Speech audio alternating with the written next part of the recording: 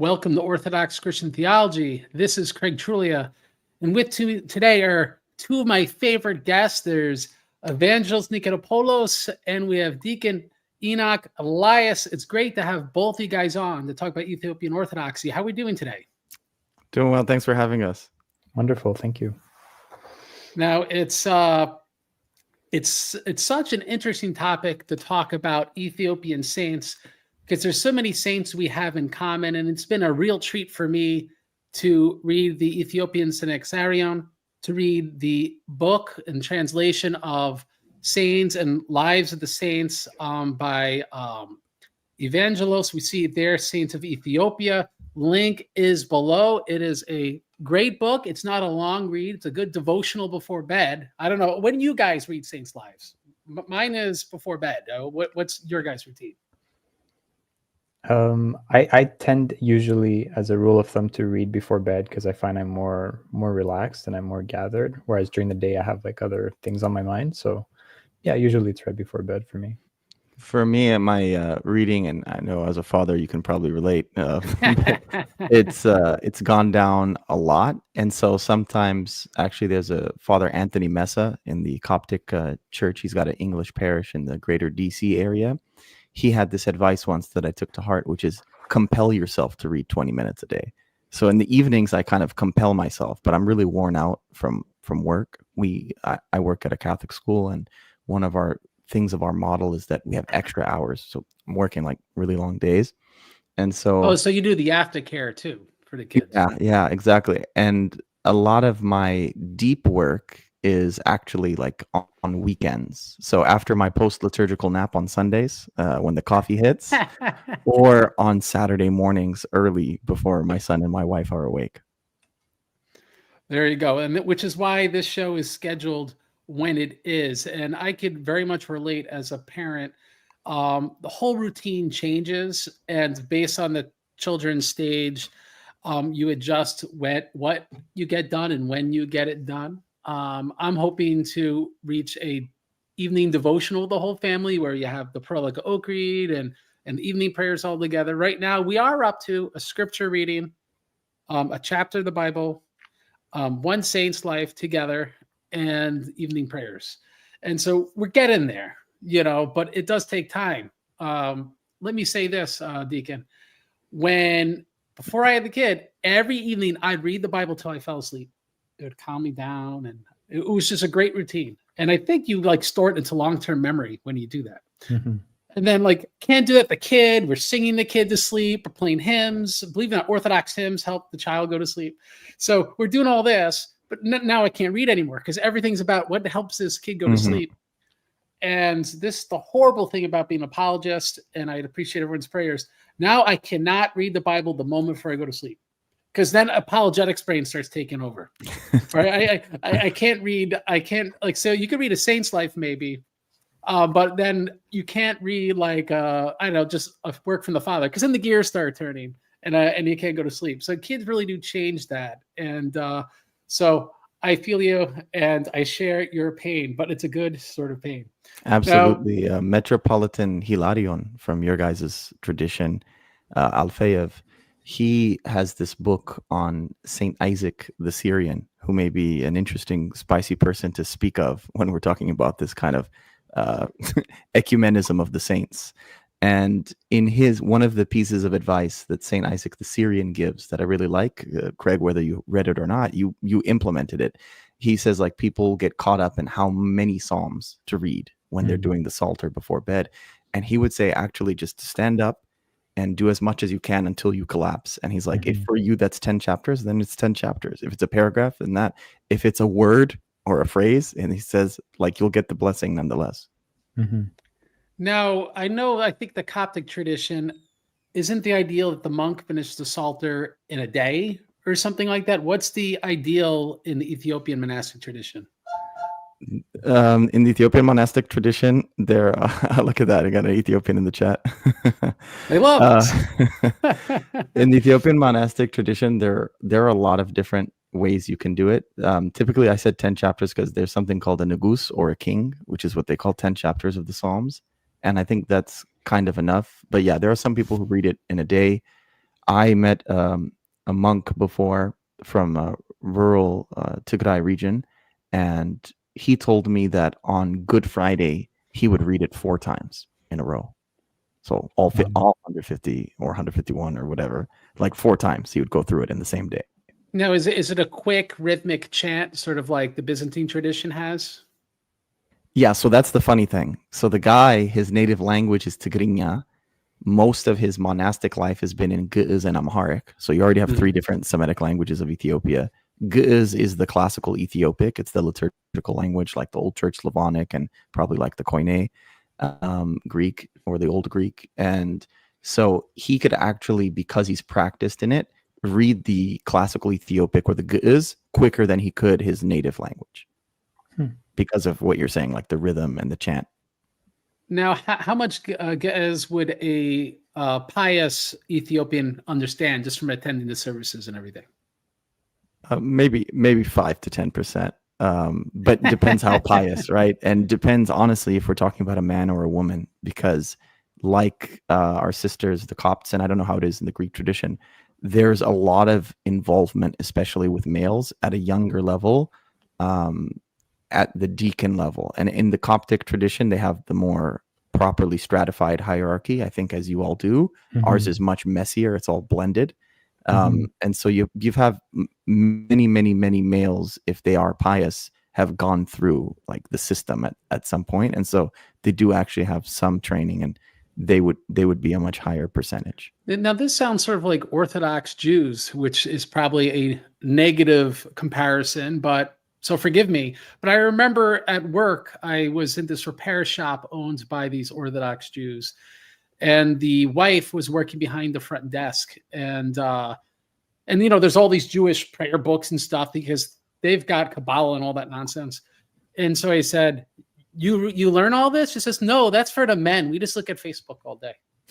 So that's like Ethiopian women are the same. There are exceptional women. I have to say, like the monk who was the administrator of my home parish in South Central Los Angeles, he was taught by a famous nun who was obviously a woman.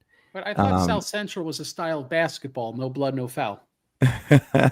it may be many things to many people, but the nun herself was a priest's kid, so who was very well trained in the poetry of the church and in the hymnography of the church. And so those exceptions are usually the daughter of a priest. And I think it also comes, at least in the old country, how people are directly or indirectly involved with worship, because I've heard that a lot of the women and children are outside because you can't get kids to stand during this thing for hours, so the mothers are with them. And these are historical, very old medieval churches, so the men are inside because there's limited space. So that also creates a difference in interaction. But maybe these days they actually have loudspeakers outside, because I know that's what they do in Europe now. But of course, in ye old days, there were no loudspeakers. So now, Evangelos, you know all sorts of languages. You going to learn Ge'ez for us? Well, I think maybe down the line, we'll see. I have some other languages I'd like to work on before. What are the languages you're working on? Well, I'm not working on anything currently, but I'd like to learn a little bit of Slavonic. Just in terms of the history of the church, I find it's an important language, and in terms you got of most of the letters down already. Sorry? You got most of the letters down already. Yeah, there's that. Although my pronunciation is not too great, there's some very difficult sounds. So we'll see. It's that we really need someone who's going to do a lot of serious manuscript work from a Orthodox tradition in Ethiopia, just for the amount of manuscripts and stuff we still really don't fully know. Because even in Slavonic, we're getting like really important stuff, like from Saint Methodius of Olympus, that is not out yet, and yet it's in Slavonic. It's not even like that's within the European periphery, let alone the periphery beyond that. We talk about Armenian, Ethiopian, and other things like that. So I just find that very interesting. So before we really get started in the nitty-gritty of the Ethiopian saints, Evangelos, the real inspiration for this collaboration is your excellent book. Everyone loves it. I think Deacon Hinnock was saying that. Did he say you were crying tears of joy reading the book? If I remember right, especially the Martyrs of Nadran. Yeah. it's hard not to. And it's funny, I had a random friend I hadn't talked to in like half a year call me last night, and he hadn't read the book, but he just started talking about the martyrs of Najran. So I feel like something's in the air where their story is being told more and more. And so, yeah, this brings to the forefront these very important saints in our respective churches. And so my question first for you, Evangelist, because you're really the one who got the ball rolling with this, is your book talks about this, the sources you use, and it appears because of your language background, you've depended upon Latin and Greek. So how about you give us a little bit of a window of the appreciation the Ethiopian saints in the West, the Mediterranean world? Yeah, so I became interested particularly in the subject when I was posting some excerpts of saints' lives on my church's website a couple years ago. And we have like a sort of calendar that I manage where every Sunday I'll just post the service for the saint. And that particular Sunday happened to be the commemoration of Saint Arethas and the martyrs of Najran. And I read the story and I was just blown away with the martyrdom and the story of the faith of these people. And I started looking into it a bit more, and I realized there was just so much more information on that historical period. And then that got me interested in the kingdom of Aksum and the political landscape of the period. And then for scriptorium, we're always looking to publish things that haven't been done before. So I started looking into what texts would be available to publish in English that hadn't been translated. And that's how basically I got the idea for the compilation. So the texts that are part of the book, the first one is, the first two texts, they're in Greek, and they're about the life of Saint Moses, the Ethiopian. So technically he wasn't from the kingdom of Aksum, he was from Egypt, but I thought it would be interesting to include, firstly because he's the most well-known figure when we think of Ethiopian saints in the West, and also because he's a very important ascetic father, and he's up there, with Saint Anthony and Saint Macarius. So I think it provided a good lens into understanding the type of spirituality and monasticism that was current in Egypt in those centuries. And then the second text is an excerpt from the church history of Rufinus, who is the Latin priest and translator, and he recounts a story that he learned firsthand from a priest in Tyre in Lebanon, about how the first missionaries arrived in Ethiopia, which he calls India, but that's a whole other question about. And just so the audience is aware, Rufinus is writing this essentially within the lifetime of people that were still alive when this was occurring. This isn't like something centuries removed. It's quite contemporary. No, he says what I'm relating, I did not hear from common rumor, but from the mouth itself of the person who was there and witnessed all these things. And the first bishop, Frumentius of Ethiopia, was ordained by Saint Athanasius, actually. So there's a very early apostolic presence there. So that's a Latin source. So the two first were Greek, this was Latin, and then we did some translations of native Ethiopian texts, but since I don't speak the original, we relied on an edition that was basically an early 20th century published edition with a facing literal Latin translation. So we worked off of that, and then I consulted some people I knew through the web when I had some difficulty, just to like double check that we're on the right track. And then the bulk of the book is the martyrdom of the Arethas and the Christians of Najran, which is also pretty contemporary to the martyrdom itself. So really all the sources are very historically accurate.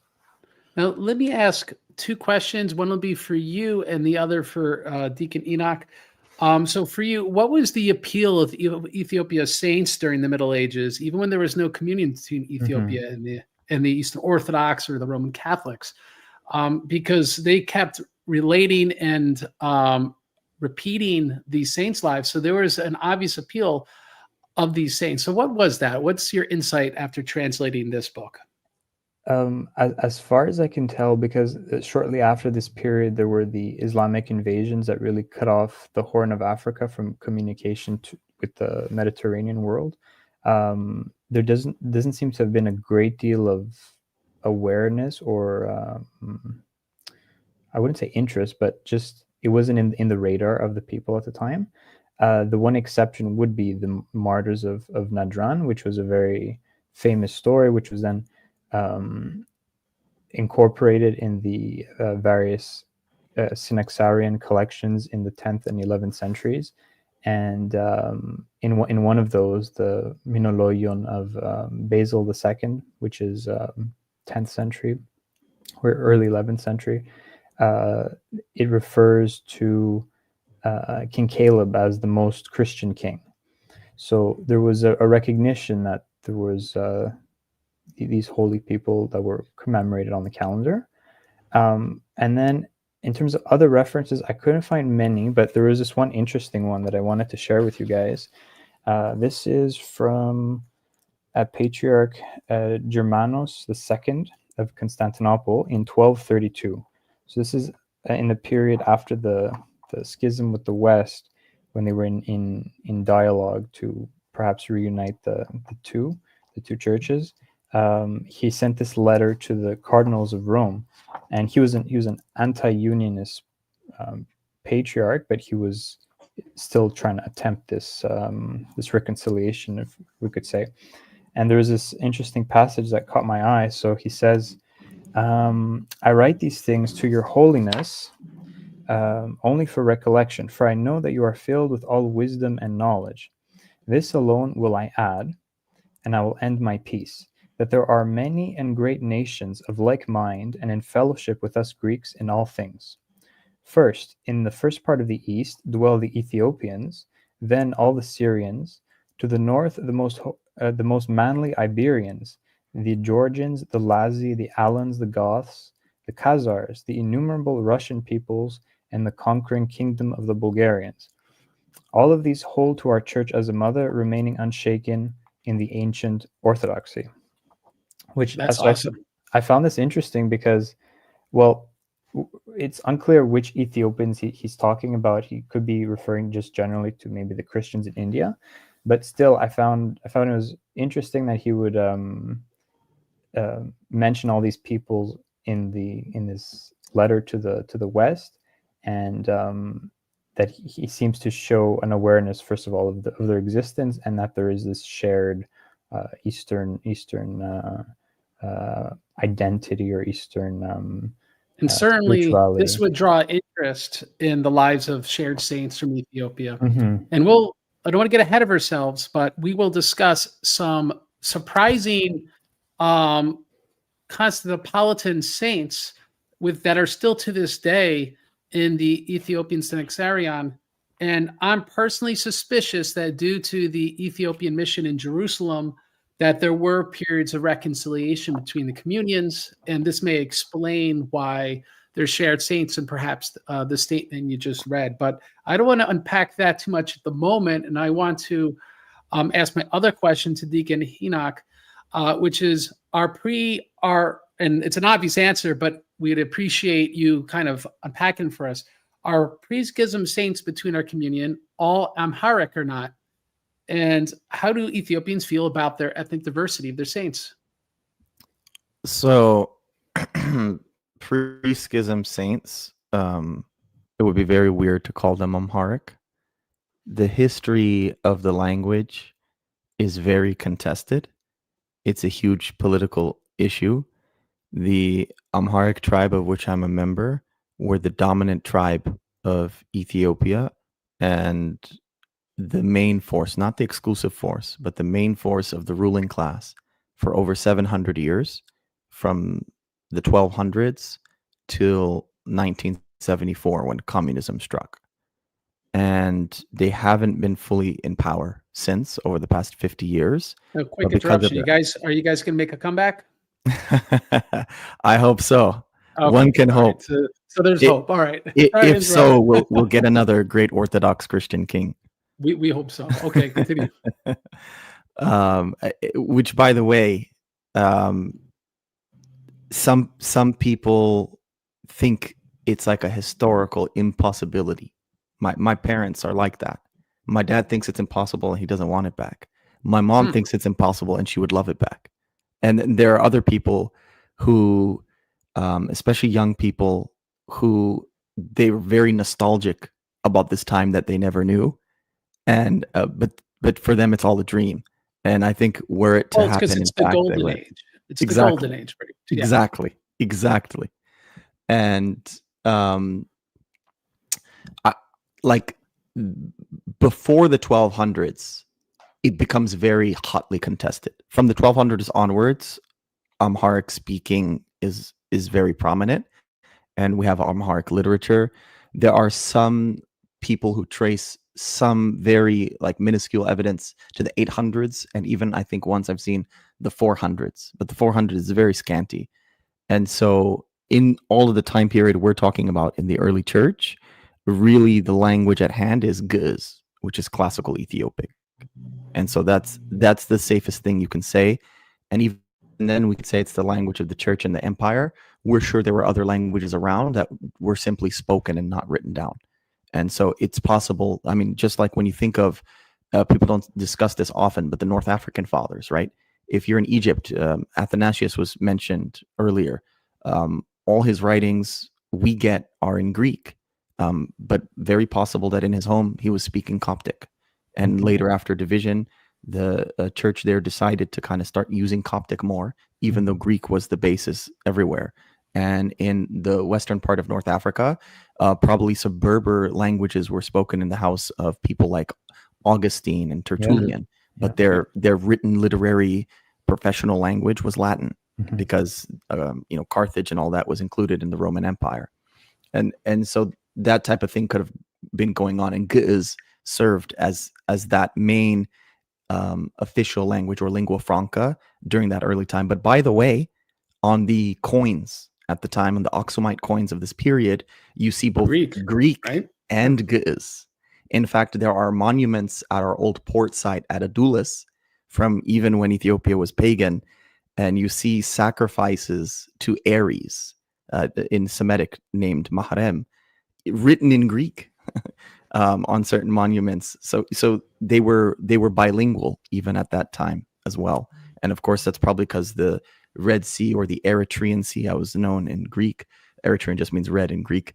That sea, probably the lingua franca there was Greek, and they were a merchant people as well. As to the latter part of your question, ethnic diversity has been used for political reasons by the successive regimes since communism. There have been 3 different regimes rooted in either class communism or race communism, and so that's ruined some of the issues of ethnic diversity. But there's a lot of ethnic diversity in Ethiopia. There are at least 5 to 6 main tribes, and the government would have you believe there's like 87. I think it's exaggerated, but there are like 80 plus languages. I don't think each language deserves a country or deserves to be called a separate tribe. Some of this stuff is like dialect. Oh, so this is like the Ethiopian version of Russian, Ukraine. Like, Russian, like Ukrainian's not a real language. They're not a real ethnic group. And depending where in Ukraine, I hear them repeat the same thing. And I don't know about Ethiopian sense of humor,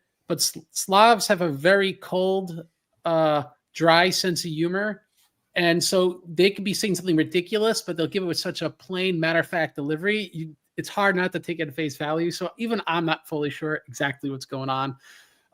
When I speak to people with families that were from like Ukraine, but in the Austria-Hungarian days and stuff like that, like, yeah, it's a different language. And I kind of trust them most because they're not involved in these 21st century disputes. But that being said, it's what really jumped out at me reading the Synaxarion and also the book Ethiopian Saints by Evangelos is Ethiopia has, they use maybe the term somewhat improperly, but colloquially, a very Catholic view of themselves and their saints. the saints are from everywhere.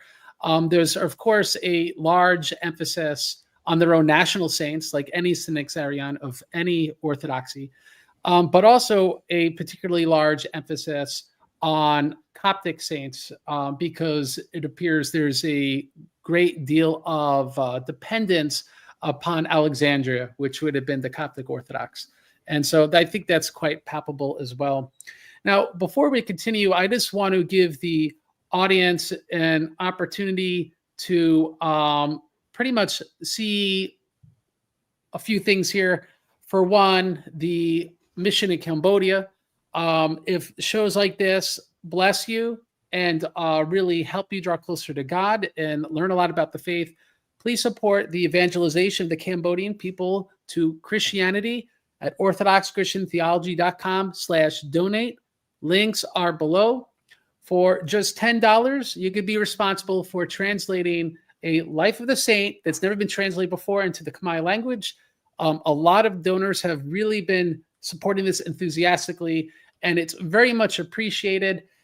We will continue until we have a whole year of the saints done, and then we'll work on a longer catechism of St. Philaret and make a permanently bound version of the Lives of Saints. So please support this and other works and the support of the churches there in Cambodia at orthodoxchristiantheology.com/donate. Links to the Patreon to be a monthly donor, to PayPal and Venmo are below.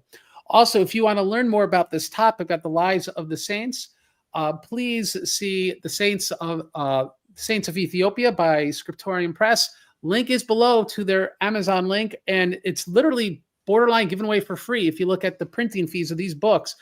So, Evangelist, how do you make money selling this book? It's actually very inexpensive. Well, it's meant to edify people, so I feel bad, gouging an arm and a leg for it. But maybe when we scale it up, it'll be a bit more profitable in the long term. So he wants to become the Walmart of saints' lives. He makes almost no money, but selling millions of these, hopefully, and that will make it a full-time job. As for me, I lose money doing this. It's just a matter of, again, helping raise money for the Cambodian church. And Deacon Enoch, you have a YouTube channel. Tell us what you're up to, where people could find you out. Yes, I don't want to confuse people. The YouTube is pretty easy to find. If you just type H.E. Nagash in there, it should come up. The show is called The Philosophy of Art and Science. I've been trying to shift more from video to the written word to try to be more like Evangelos, actually. I'm just a lot slower. And so you can find my shorter form than a book writings at oxum.substack.com. And I'm also on Gumroad, oxum.gumroad.com. My Gumroad I want to turn into its own legit press the way Evangelos has Scriptorium. And I want to start like publishing. I already have, 3 things I'm working on. And that's my issue. I need to learn how to focus, finish one, and move on to the next. But the Gumroad, oxum.gumroad, is for the purposes of getting books out there. And then oxum.substack it's a newsletter publication, or you can consider an online magazine where I do book reviews and things of the sort. But I also share the videos from YouTube there as like a cross posting. Please send me those links and we will share them, and support Deacon Enoch in that work as well. And I think there'll be future work. He doesn't know it yet. And it's going to be Orthodox faith in child rearing. That's what we're talking about before. That's one of the things I'm hoping to branch out into, get into discussing how we do Christian education at home. As for being Father of the Year, that's not me, so I won't be teaching that. But maybe that'll be Deacon Enoch. I'm sure he's working on being Father of the Year. We're going to have to get Evangelos hitched so he could start getting rolling on that as well. Let's become a monk. They never talk about that, but considering that. We'll see what Evangelos does with his life. Anyway, so we will keep going. And I want to talk about Saint Jared. For me, I thought that was the most interesting saint life in the book, because the whole liturgical element was something that I found very interesting. So let me ask a really basic question. Are St. Jared's melodies still used in the Ethiopian church? Absolutely. He's kind of this mythical, legendary figure. And so like with David and like with Paul later, I would say there's the saint himself, and then there's the Jeridian school, right? And so he laid down what is considered the 3 fundamental melodies of the Ethiopian Orthodox Church, which are called Ge'ez, like the language, but it also means first, and it also means free. In this context, it means first. Izil and ararai. I'm not a great melodist, and so I can't sing for you. I'd have to introduce you to others who could give why you don't you better serenade examples. Sorry, go. But is there a Paschal hymn that you're singing right now? Yes. Yeah. What's that sound like? Just him. You can hum it if you want. So okay, this is really really bad, and other people will improve it. But it's the same one that you guys have. We just add a line. Okay. So Christos tansa mutane mota wa kedo la mot la illa wusta maqaber wa haba hiwat zala alam rafta. Christ is risen from the dead, trampling down death by death, and upon those in the tombs bestowing life and eternal rest. So the "and eternal rest" is a line that we add that you don't have. I often say when we translate from the Greek, we usually add our own spices. Mm-hmm. And that's said in the middle of the liturgy chanted. And then there's the call and response that you have the Christos anesti, alitos anesti, the Christ is risen, truly is risen. Mm-hmm. We have an expanded form that is Christos tansa'a mutan, babi hayl wa sultan, asarola seitan, aga azola addam, salam, imyazesa, kona, Fisaha wa salam, and then we ululate. Christ is risen from the dead with great power and authority. He, having incarcerated Satan, he freed Adam. From now on, let there be peace. Yes, let there be, or hereafter, joy and peace. I think that's wonderful because it's really owning it, but actually within a authentic ethos, expanding upon it, which is a lot of the sacred tradition, all the Orthodox churches. My personal favorite, though, is the Georgian hymn. Christ is risen from the dead, trampling down death by death, and upon those in the tombs, bestowing life. Now people can make a YouTube short of that and make fun of my singing, but I think that's the coolest out of all of them. Evangelist, what's your vote? Well, I'm biased. I like the Byzantine Greek tradition. I always found the Russian one sounded a bit too fast, but I've learned to like appreciate all of them. Yeah. There we go. We appreciate all our tradition. Nice to see Eastern Orthodox, Oriental Orthodox getting along. I'm all new to this. The difference seems to be a lot smaller than some people seem to claim, and maybe we could return to that during question and answer. That's an interesting thing. But we definitely share these saints, so we're talking about this and Saint Jared. So maybe, if I may, Craig, on that small point, you titled this the pre-schism saints of Ethiopia, but both Saint Arethusa and Saint Jared are post-schism. Well, not exactly, actually, right? Because they're early 6th century, and the schism really wasn't fully consummated until a parallel hierarchy was made in Egypt and Syria, and that really waited until after the death of Saint Justinian. So it depends how we define schism in that sense, and we could debate that in a fun way. I'd like to take a broader, more welcoming view of the Ethiopian church in that case. But yes, it's a lot. Traditionally speaking, I'm guessing in the Oriental Orthodox tradition, the schism seen at Chalcedon, and my historical view is this actually took some time after Chalcedon, more than a century to really consummate. But worth bringing up, and thank you, Deacon Enoch. Now, let me ask this about Saint Jared before I forget, because I got a bad short-term memory. Now, how is Ethiopian singing different than Coptic singing? And was this something that preceded Saint Jared, or was he the real cause of it? Yeah, I gotta be careful. I don't mean this to be offensive, and this is actually in the book itself, which cracked me up. But in the book, there's I added that on purpose actually, because it was a long life, and then so I was sort of abbreviating parts, and I'm like, I think this should stay in. So I appreciated it. It mentions that it's not like the murmuring of the Egyptians, and there is a funny part of that. Your music's good. is what you're trying to say.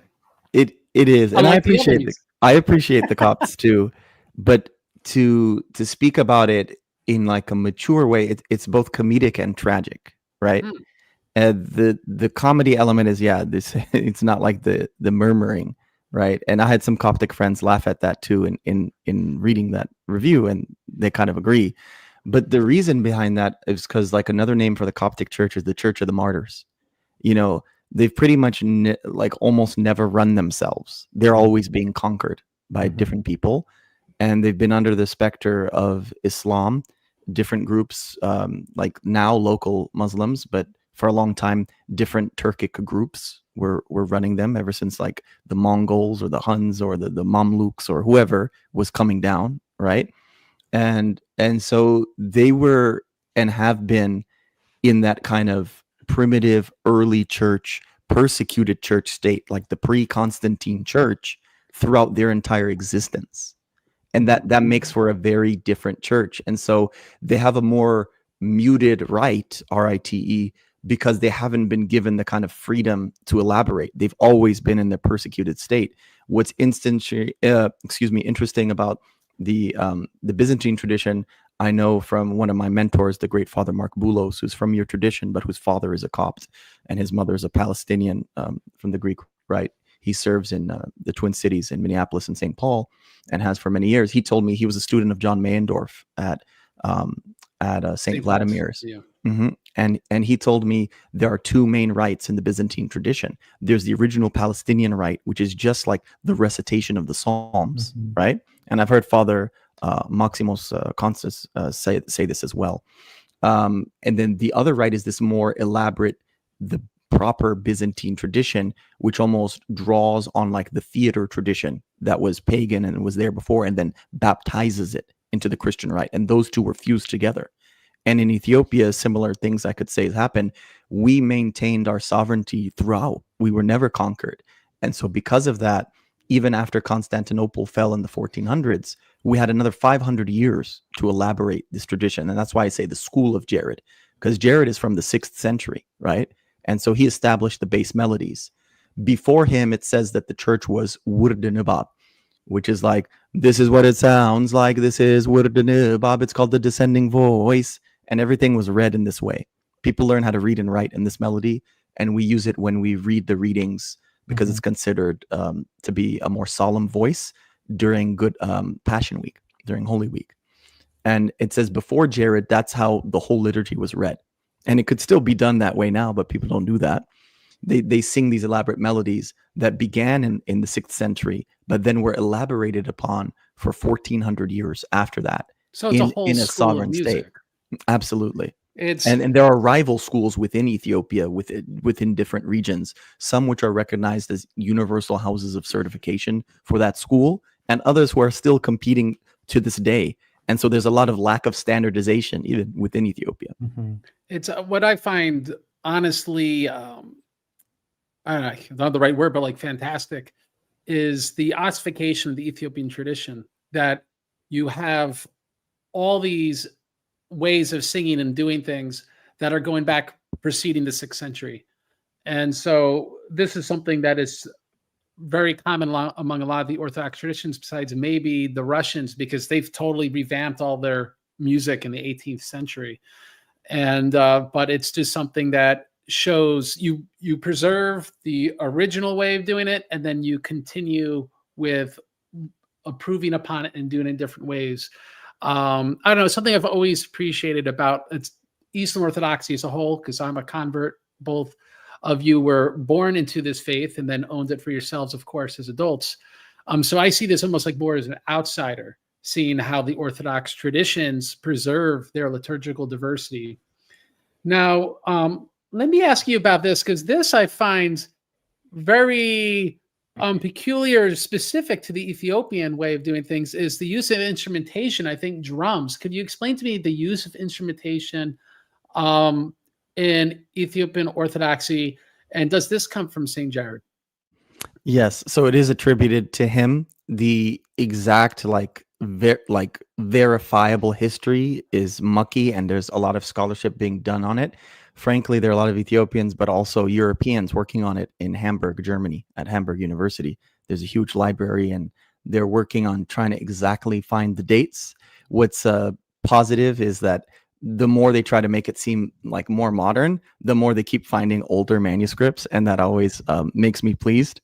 The thing that probably frustrates some people the most when they try to make it too modern is like our Garima Gospels, which are from between the 4th and 6th centuries. And they're these illuminated gospel manuscripts. But as for the singing tradition... Let me just make fun of the Germans for 1 second. Germany is the most overrated country, and Germans have the most overrated culture. And I'm going to tell you guys why. Because one, all of their academic theories all end up being disproven ultimately, even in physics, right? You know, and especially in the patristic and scriptural studies, all end up being disproven. They're terrible at winning world wars. I mean, come on, they keep losing world wars. Their cars are awful. They're great to work on because you make a lot of money. All the parts are very expensive, and they're very labor-intensive fix, and they break all the time, and yet people love them anyway. So as an auto mechanic, it's great to work on German cars. And so Germany, most overrated country ever. And so that aside, please continue, Deacon. That's hilarious. I thought at least... Oh, go ahead, Evangelos. No, I just said we look forward to your hate mail. I was going to say I look forward to his car reviews, but should add that. But I thought they had at least to the cars. Oh, no, their cars are terrible. No, everyone wants them. Deacon, you're in California. Do you ever visit Ethiopia at all? Were you brought there as a kid or anything like that? Yeah, so I was born and raised in Los Angeles, but I find myself in Cascadia now, actually, Seattle proper, in the Pacific Northwest. I used to go as a child every year for a long time, especially while my grandparents were alive. My mom made it her mission to visit her mother every single year. She was sick, and so she was a school teacher like I am. That's my day job, and so she would visit every year. My dad, not as often, but he would go. Since 2011, I haven't gone, so now it's been 14 years. Oh, it's gonna be different. Also, in that time, I picked up Ge'ez, which I did not know back then, and my Amharic has improved a lot. So it's almost like I created that space in diaspora. But going back to here's why. Because when you're in Ethiopia, I'm sure in the capital city, you see all sorts of Mercedes, right? Yep. Yeah, right. See, like Americans, and I don't know about Canadians as much, but like they don't understand. Like you'll see more Lamborghinis, Ferraris, Mercedes, Maybachs. You'll see that in the third world country capital cities. Way more. Like I almost never see it on an American street. You have to be like, well, in LA, I will say in LA you will see it, especially in Beverly Hills, because you've got Asians and Ethiopians and all these well-to-do foreigners there, and they love showing off their money, and plus the celebrities. Yes, there's definitely that. It's in. I go to Phnom Penh once a year, so I go to Cambodia once a year, and yeah, you see all these fancy cars, and that's why with the German cars, everyone thinks they're great, and when they get the money, they want the German cars. But here's the secret: they're made like junk.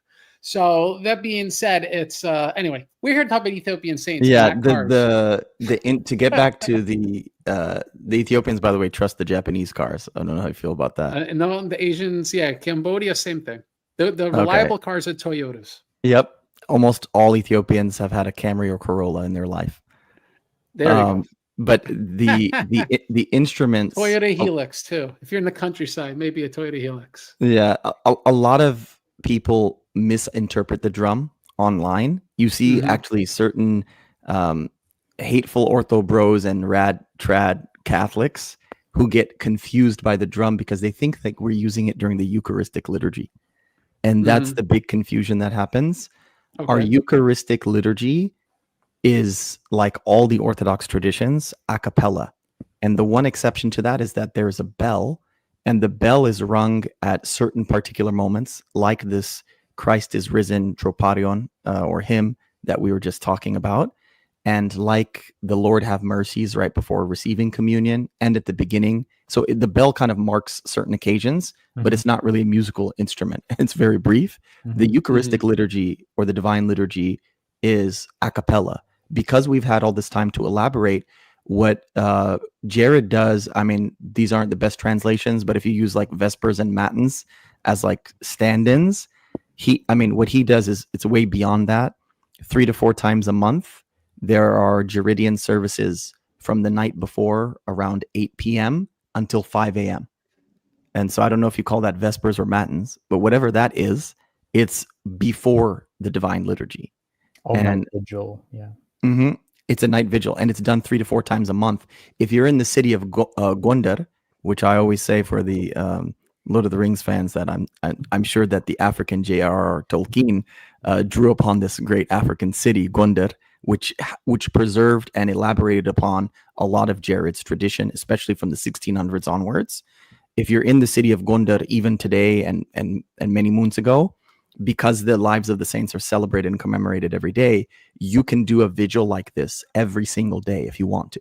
Every single day, 8 p.m. to 5 a.m. in the city of Gondar, you can find these pre-Eucharistic liturgies or vigils or vespers or whatever you want to call them.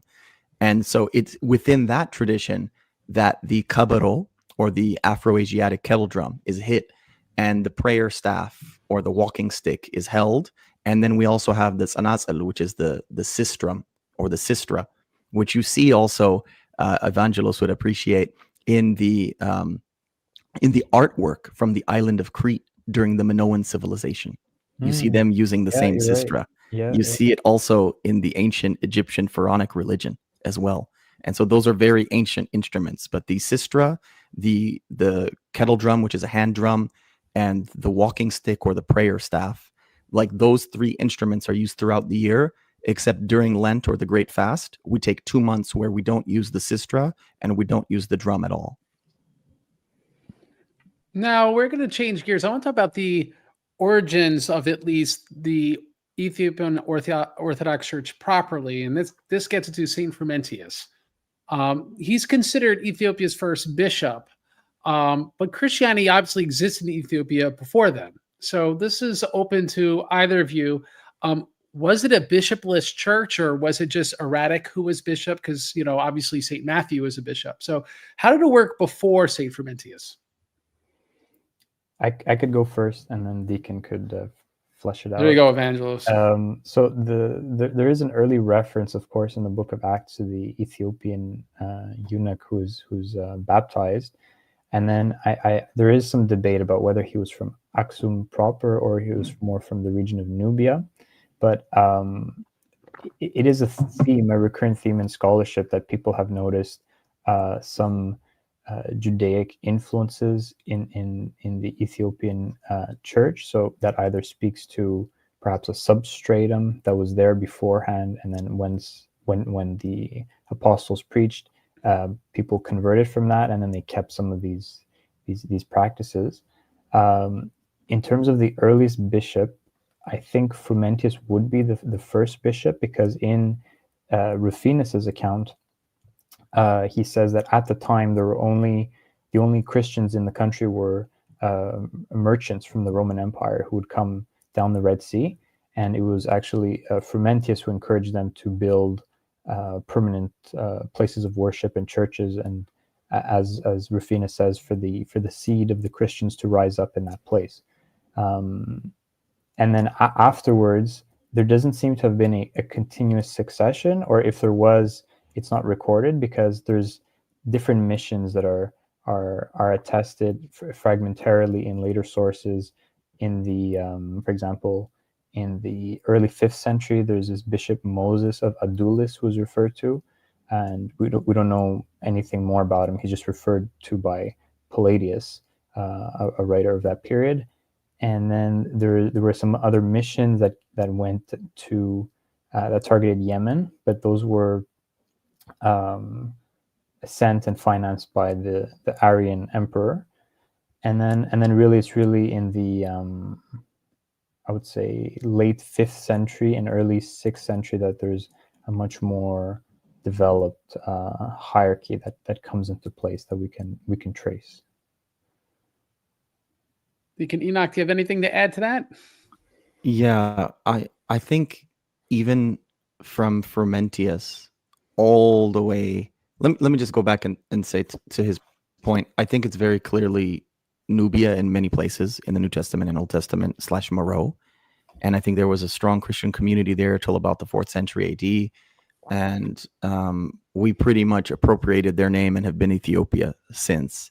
And so it's just like what he said. Sometimes Ethiopia is even Indian. He could talk about the etymology. It means like burnt face, or basically darker skinned person. And so it's like the swarthy swaths across Africa and Asia who were darker than the Greek writers, you know, who already had a nice tan, right? Like that's who it's referring to. In the case of scripture, I do think it's more Nubia/Meroe or modern day Sudan. But those are obviously like very close to us genetically and culturally. We're their neighbors. And I think there were these kind of merchants, the way that he was saying, and Frumentius does establish it. It's important to note Frumentius himself. Today, people in America would kind of mislabel them Arabs. You hear people like Nassim Taleb and everyone pushing for this Eastern Mediterranean identity, and that's what they are. They'd be Levantine, like Frumentius would have been from the Levant, but his, you know, educational literary language would have been Greek.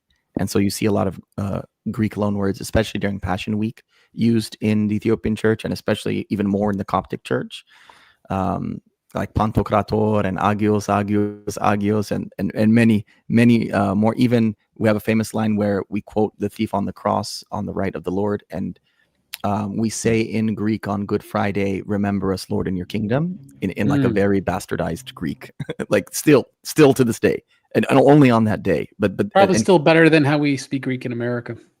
yeah. At least we're closer to the location. And the Kyrie eleison is obviously universal, even in the Latin Church. But I would say the period from Frumentius's time in the 4th century, and by the way, he revitalized our alphabet. It used to have no vowels, and he's attributed to creating vowels for our system of alphabet, which added 7 columns where it used to have only 1. And it turned it from like 30-something letters to 200 plus letters. But from his time period to, I'd say, the 1200s, the history of the succession is very hazy. And some of my scholarly friends even believe this theory that it may have been abbots kind of acting as bishops for the most part, functionally, with the kind of very loose supervision of the Copts, or maybe not. And sometimes in some periods in like the 1100s or 1200s, before it's solidified, you hear that there are random Armenian and Syrian bishops in Aksum, and you're like, what are they doing over there? Are they just visiting, or are they running the place? The firm, like really strong historical record is during the Amhara kingdom from 1270 to the present day, where the Copts made a deal with Saint Taklahimanote, and that's why Saint Taklahimanote is very revered in the Coptic tradition. And they recognized the new government that took place in Ethiopia in 1270, which called itself a restoration government from another dynasty that had ruled for a couple hundred years. And from 1270 to the 1970s and to the present, that record is very written, and it's very clearly Coptic metropolitans being sent from Alexandria. But the period from the 300s until the 1200s is, I would say, very hazy. Yeah, my guess would have been similar to the Russian church, early Russian church. It would have been a motley crew and a mixture of people throughout the world, as you're referring to, and people that are already there. I think the abbot has largely replaced the early church office of the core bishop or the country bishop. And so sometimes core bishops wouldn't even really be called bishop because they're really closer to an abbot. They could consecrate orders that aren't actually the holy orders, like, you know, readers and exorcists and things like that, but otherwise not do the function of bishops. And sometimes they're called bishop, which creates confusion. Like, what exactly is this bishop? I would also imagine that a lot of the merchant community would have had bishops just passing through, or they were just passing through, so that would require less of a permanent episcopal presence. In quickly Ethiopia. on this point, Taklahimanote, who's one of the saints I mentioned, like Alexandria is known as the See of Mark, right? And through Mark the evangelist, you have a Petrine and a Pauline legacy, because he's originally a disciple of St. Peter, but ultimately a disciple of St. Paul, just like Luke was. In Ethiopia, it's called the See of Taklahimanote. And to this day, they say that, or the throne, or the See of Taklahimanote. And Taklahimanote was the abbot. He was the abbot of the Debre Libanos, or the Mount Lebanon monastery, which is in very close proximity to the capital city, and the title is called Chage or Hasege originally, which means he who is in proximity to the emperor. So it's like the chief abbot of the chief monastery, which is in close proximity to the emperor, and it's called the See of Taklahimanote to this day. And that title's been subsumed in our title of patriarch since we achieved autocephaly in the mid-20th century. But prior to that, even when we were under the See of Mark, we would call ourselves the See of Taklahimanote, which is really weird, naming yourself after like an abbot, to your point of the core bishop. There's Now, if I could just add something in my reading of the history, at least, there seems to be a very important emphasis placed in the monastic tradition as a continuator and guardian of the identity of the nation and of the church traditions, which reminds me personally a lot of what happened during the Turkish period in Greece, where it was really these like monastic centers, like on the Holy Mountain, Mount Athos, and other places that not only preserved the ancient tradition, but also later served as springboards for Greek nationalism and the revitalization of the country in the 19th century. Now, Deacon Enoch, how did Frumentius, get received? Because he tutored the royalty of Ethiopia, and he's made a bishop. So, how exactly did that help him be successful? Yeah, so I should say his initial visit there as a boy was very brutal. It was a crash landing. People should know this, especially as they study scripture. There's a reason that the Israelites were afraid of water. You see many times in the Psalm that God brought us through water and fire. It's because water is scary. Water has sea monsters, as Jonathan Pageau reminds us very often. But also, it's a dangerous trip. There's always a risk. So he crash landed on the shore of the Red Sea at one of our ports in the Horn of Africa. And when he was there, the various people who were there were kind of like barbarians. It wasn't the Aksumites proper. And so these were not the Christians that first greeted him. They were kind of nomadic marauders. And for whatever Like slave reason, traders. they could have been, they could have been, especially during that time. They basically massacred all the adults and spared the two boys, and Frumentius, I think, and his brother. And then they sold them into slavery to the royal proper Aksumite kingdom. And there he grew up as a pedagogue, or the teacher of the princes. And it was through that King Gizana, once he became the king, made Aksum officially a Christian country, where we always debate with the Armenians. I believe our written record is stronger, but whichever one you take, the oral or the written, it's either Armenia or Ethiopia is the first kingdom, and they're within about 20 years of each other in the 300s. We're going with Ethiopia. and so it becomes a Christian kingdom because of the strong faith of the child Frumentius, who then later grows up and then becomes a bishop after asking Athanasius the Great for a bishopry for Aksum. And when he comes back, he's received very well. He's called Abba Salamma. There's a theological college today in Ethiopia named after him. So his episcopal name is Abba Salamma. And to this day, we remember him very fondly. And he seems to have learned the culture very well and adapted and made a lot of great translations from Greek into Ge'ez for the people. Like I said, he modified our alphabet, whereas it seems like a lot of our Coptic overseers, frankly, mismanaged us. And there were a lot of scandals throughout the ages when they were there. Yeah, a Coptic captivity, perhaps. But that being said, Saint Frumentius is almost like a Saint Patrick figure on opposite ends of the world. It's very similar stories and very interesting. We have greetings from Corinth, and Christ is risen, Konstantinos, Christos Anesti. And let me ask this question, and I want to ask you, Deacon Enoch, because I want to get your react to this. Why is Saint Moses the most popular Ethiopian saint in the West? And who is the most popular Ethiopian saint in Ethiopia? Yeah, so this goes back to the question. Again, it's very funny. We don't really have Saint Moses in our tradition. Really? The Egyptians do.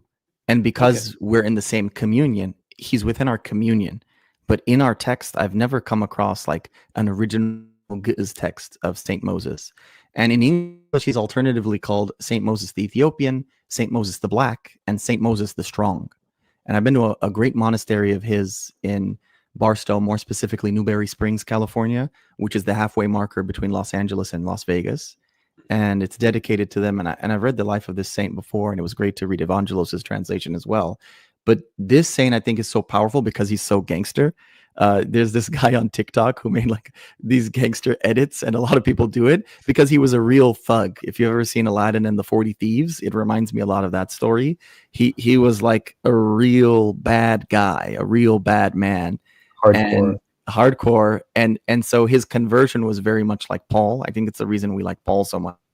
It's when you were such like a horrible person, and then you had a hard transition to using your zeal for the Lord. I have this thing, the Psalm verse, zeal for your house consumes me or devours me.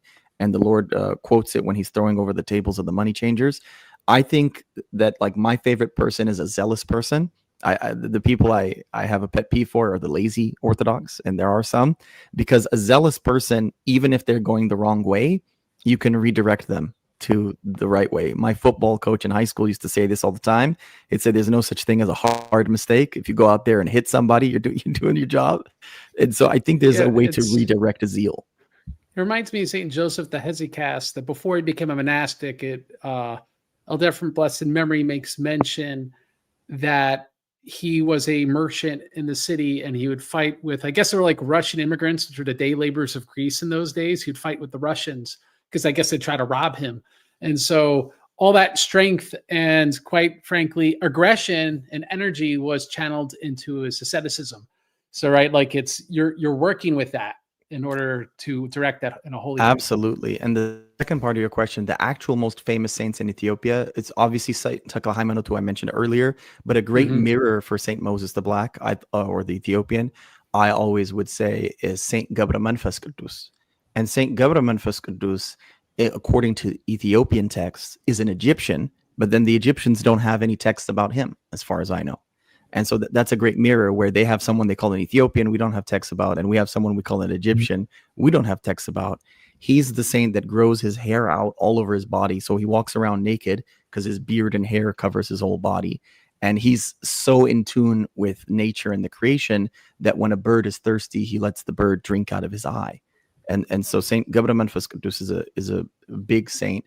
Another big one is Abuna Aragawi. We use this word Abuna; it means our father.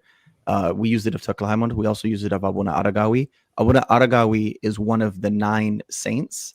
I've gotten funny questions from people because sometimes they're called Syrian and sometimes they're called Roman, right? They're not Roman like from Rome. They're Roman as in they lived in this Eastern Mediterranean, in the Levantine part of the eastern part of the Roman Empire. I talked about this with our mutual friend, Subdeacon Daniel Kakish. Nobody knows 100% for sure, but they were either from the Levant proper or from Mesopotamia. If they were from Mesopotamia, they probably spoke Syriac. If they were from the Levant, it would have been Greek. In either way, they were likely some of, I would say on our side, the victims of the Miaphysite controversy in that area. And so they fled the Greco-Syrian Near East and entered into Ethiopia. From there, they established monasteries and helped spread the faith around the time of Saint Jared. And in fact, Abuna Aragawi in particular, and actually Abuna Garima in particular is a saint that Saint Jared like himself sang about. And so Saint Jared himself is a great saint, but then he sang also about some other saints, and they're in that category, these 9 Greco-Syrian saints of people that Saint Jared would have sung about, and he would have been the mentee of these saints. Now, concerning Saint Moses Evangelist, this part of his story jumped out at me because it also reminds me of what Saint Joseph the Hesychast dealt with over the same sin, which is Saint Moses fought against a literal demon, which was afflicting him with lust. And then St. Isidore blessed him to commune anyway. And so what's the significance of this? What's the teaching of we're supposed to draw from this part of the hagiography, you feel? Well, the background of this is that after St. Moses adopted the monastic life and he became an ascetic, he was afflicted with this particular passion. And at first, he received different advice from different elders about how to deal with it. And the first elder he spoke to told him to fast continuously, and very strictly, because he goes, once you cut off the food that excites the body, then that will help you curb this passion. And he did that, but eating just dry rusks and water, and it didn't work. So then he went to a second elder, and this elder advised him to spend his days and nights in vigils, standing up and praying. And he did that as well, trying to tire out. That didn't work either. So then finally, as you say, he was well, then afterwards he would give, he was a bit despondent, so he didn't know what to do. So he goes, I will just help my other brothers, and he would carry water for them to their individual cells, because in that part of Egypt especially, it was very arid, so it was some way off to carry water, and some of the older monks couldn't make it. So as he was doing this act of mercy, he was attacked, and then by this demonic force, and then he was brought into the house of the abbot to recover. And it was at that point that he was allowed to receive communion.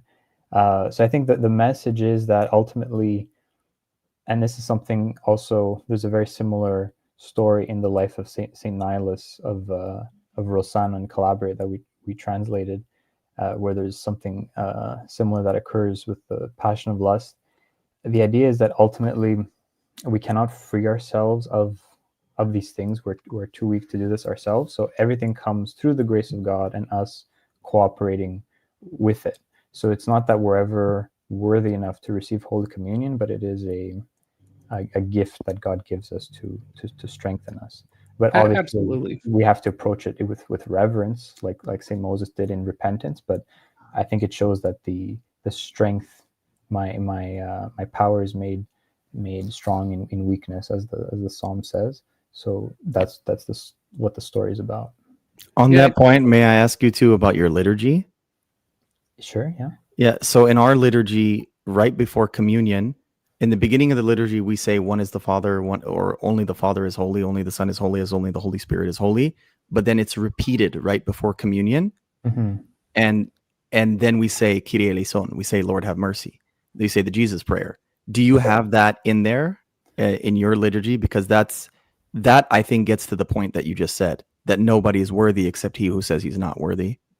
We say is Aios, is Kyrios. Yes. When is that? When is that said?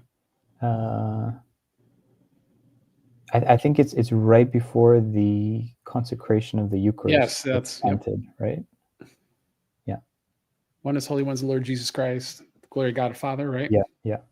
It's it's what stuck out to me, that teaching about Saint Moses the Black, was twofold, which is, apart from the grace of God, we could do nothing, right? Yeah. So for everything he was laboring for, whether with fasting, whether with ceaseless prayer, whether with acts of mercy, right, good works, that all these things are good, but they're powerless without the grace of God. And so the grace of God is what affects everything in the situation. And so that obviously humbles us. It's not to dissuade us from doing all these good things, but to put us in a place, understand that apart from the grace of God, we can do absolutely nothing to overcome the passions. I think the other thing that jumped out at me anyway was that through an act of obedience, right? Spiritual father tells him, do this, humbly says yes. And the act of obedience outdoes all of his acts, all his good works, and all of his really faithfulness. And it reminds me of a quote of St. Joseph the Hesychast. He said about those under spiritual care, that through a year or two of obedience, they have gains of, I got from decades of asceticism. And so obedience is the highest virtue, because Christ was obedient unto death. And this is something that's very often obviously lacking, I would say, in the Western Christian theological paradigm, but not lacking in the patristic and hagiographic witness. Amen. So that being said, we have this teaching from St. Moses that stuck out to me. Do no evil to any man, nor think anything evil in your heart against anyone. Do not condemn anyone who does evil. So my question is, why do none of us listen to this? Deacon, We got no thoughts on answer. that? It just shows we're sinful. I don't know. Is there another answer to that? I think we got to keep hearing the teaching until it sinks in. I would say it's the same reason that we got the repetition in there. I always love, and I see on social media people share his quote about fasting, and he talks about how even demons fast, but it goes back to your point. It's obedience, it's humility that the demons are not capable of emulating. Oh yeah, they could fast all day. They've been fasting for thousands of years. So let's talk about Saint Pentalon. He was silent as an ascetic feat, amongst allegedly not eating nor sleeping. So what is the significance of silence in particular, and how's that poignant today? Well, he was a stylite, actually. So even more than a regular ascetic, he sealed himself in on top of a mountain and just prayed continuously, like Saint Simeon the Stylite in Syria. And yeah, so it's interesting that one of the things he fasted from, it says in this story that he not only did he sit atop this mountain praying, but he closed himself in a cell so that his eyes could not feast on the beauty of creation and his ears could not listen to the sound of the birds and the glory of God's creation. And he even fasted from speaking, and all he would do would be just to weep for his sins and continually remember the coming judgment. And I think the message there, or one of the messages, is when someone reaches a true state of repentance, and really they're filled with this overwhelming love to give back to God, but ultimately God, everything we have is from God. So the way that we show that is through renunciation of what we have, to show that we give up something to show our love for God. And yes, silence is very important in the hesychastic tradition. God is revealed in silence, as even Saint Dionysius the Areopagite says very early on. When someone is chattering and has too many idle thoughts in their mind, it doesn't leave much space for God and for pious reflections. Yeah, I would add to that to say our tradition is very Alexandrine and Antiochian, and so very much of the Egyptian desert and the Syrian desert. These are our two great contexts from which we developed in Aksum, and we drew from both traditions as we pleased. The bishopry is obviously Alexandrine, but a lot of the monastic stuff comes from both, and the literature especially is very Antiochian, especially the patristics. And in those writings and in that history, all the way going back to Saint Anthony, who I like to remind people was a lay monk, was not a priest, but was a lay monk. And these are different callings. They are often together as the hiero monk, but they don't necessarily have to be. And we still have this tradition in Ethiopia of lay monks, often married couples who, once the fire is out of them, they'll choose monasticism, or people like the great Saint Caleb, who So after 10 years of marriage. People like Saint Caleb, who will achieve their vow of saving and rescuing Christians and then pursue monasticism, giving up the throne. I'm a direct descendant of the funny great Ethiopian Catholic king, who there was a massacre of people fighting over whether Ethiopia would be Catholic or not. He saw it was a bad idea, and so he repented of that idea, and he went and became a monk as well. So there's like this long tradition of people who do that. I want to remind, these are part of the 9 Greco-Syrian saints who we mentioned earlier. And I would say in the liturgy, we actually abhor silence. And so if there's ever a moment of silence, they'll always fill it with some reading of some patristic text. But outside of the context of the liturgy, silence is a very, very powerful tool in the toolkit of holiness and perfection in our tradition.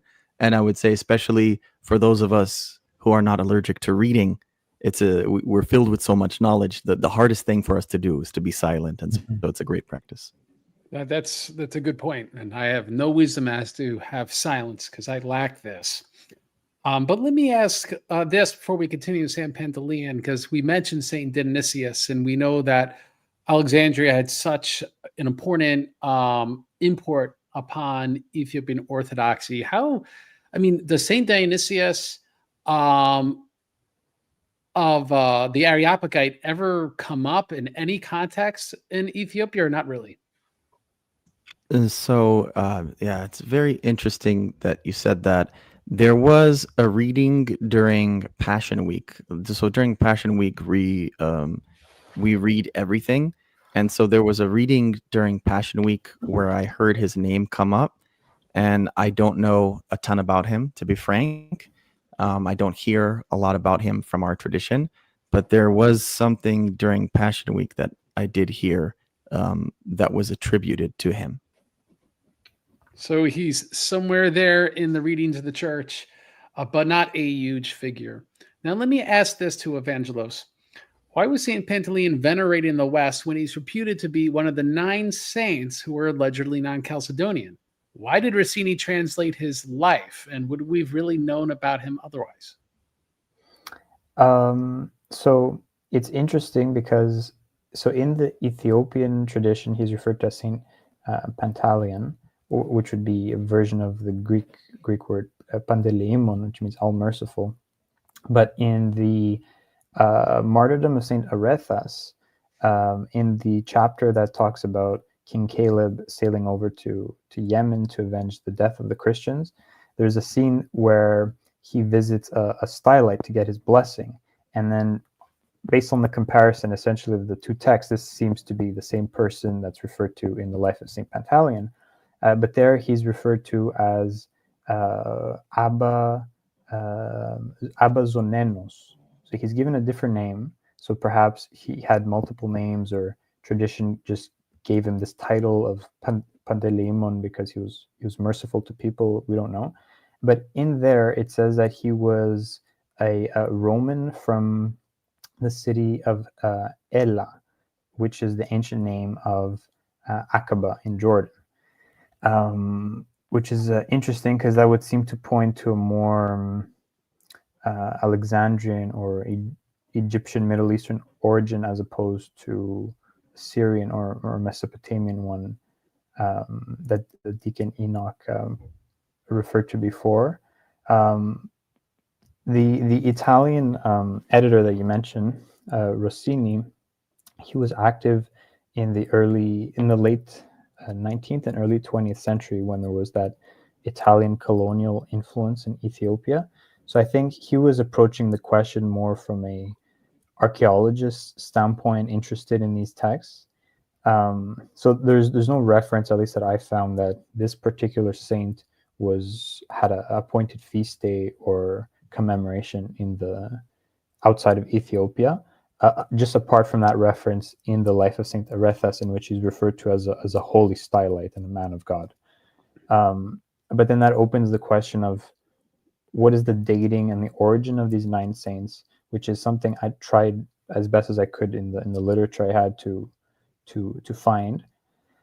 So in the life of Saint Pantaleon, there is, in the ending of the life, some chronological cue that is given, and it said that he died in the year 530 AD, after serving as a stylite for 45 years in Ethiopia, which would place his arrival in 485, which is several decades before the persecution, the Justinianic persecution in Syria began.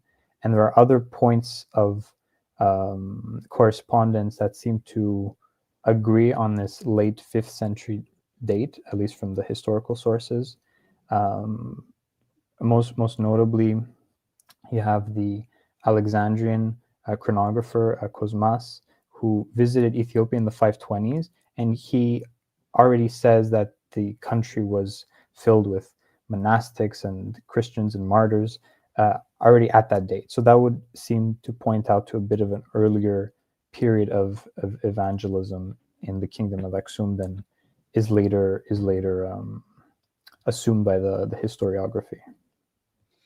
All right. Now, surrounding the story of the martyrdom of Saint Erythius, because we've been mentioning him several times, is a Jewish kingdom from Arabia persecuting the Ethiopians. So, like modern day Yemen used to be all Jewish. And it's interesting because they appeared to be the descendants of actually apostatized Christians of an Arian persuasion from a earlier evangelization in the 4th century. So my question about this group of people that ended up persecuting the Ethiopians, would their is this an accurate synopsis of what we know about their history, and would their children's children end up becoming the Muslims? So I don't know if you have any opinion on that, Deacon Enoch. So I don't know a ton about the apostatized Arianism. I know paganism was still very strong at the time. And you remember the Kaaba and that whole area, like the dominant cities in Mecca and Medina and all these places are still very pagan at this time.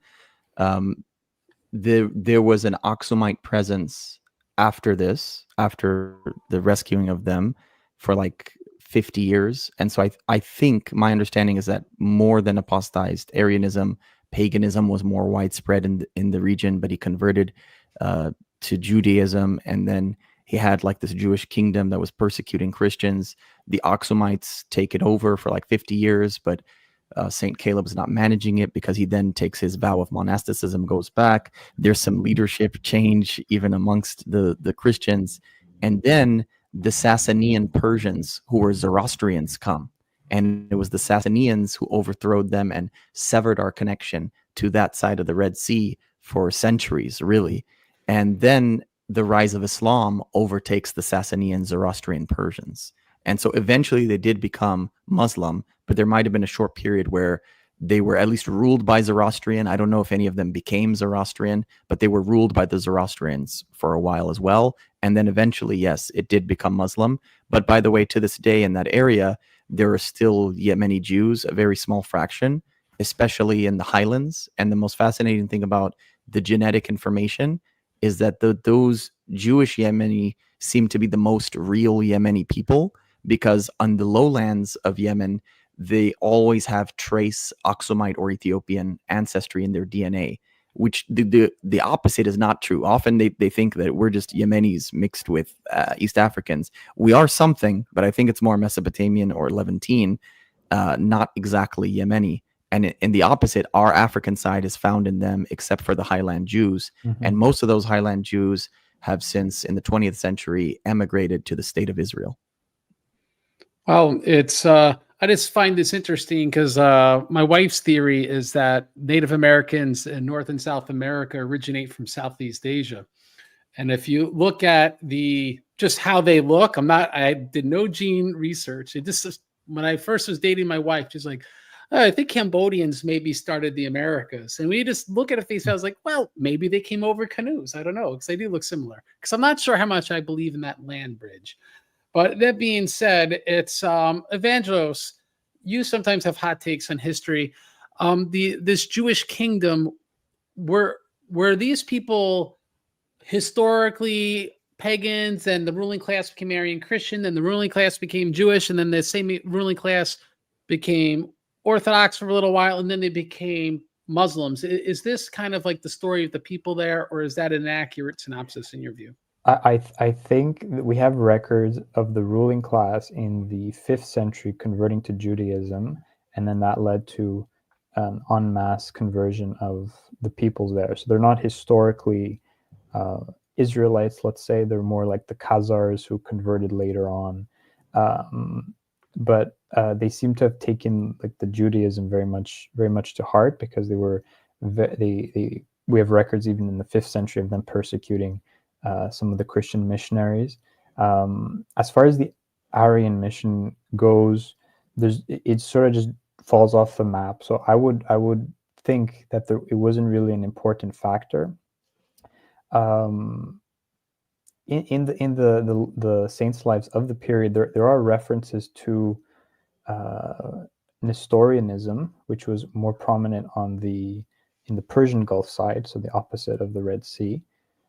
And then later in Islam, there are these apocryphal elements and heterodox ideas that are found in Islam, which go back to early Christian heresies, even some Gnostic heresies. So it was probably some type of melting pot of beliefs there, and then that's how these things made their way into Islam in its final form. And an interesting little thing I found was in this inscription we referred to in our introduction.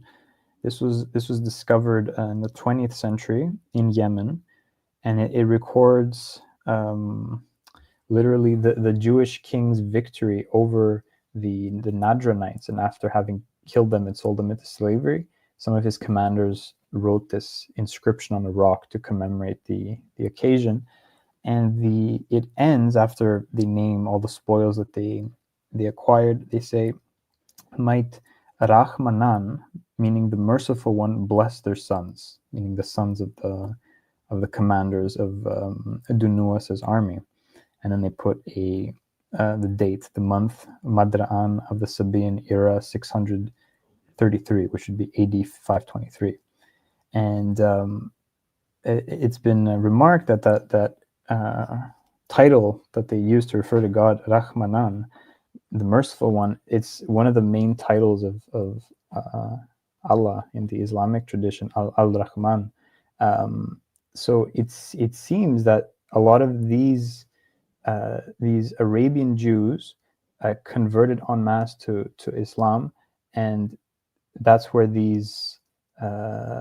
lot of these traditions and beliefs came from, was from this community that was adopted by Muhammad and later the Arabs of that period. Now, the life of Saint Arithas is so interesting because it's apparently very contemporary. How do we know that's the case?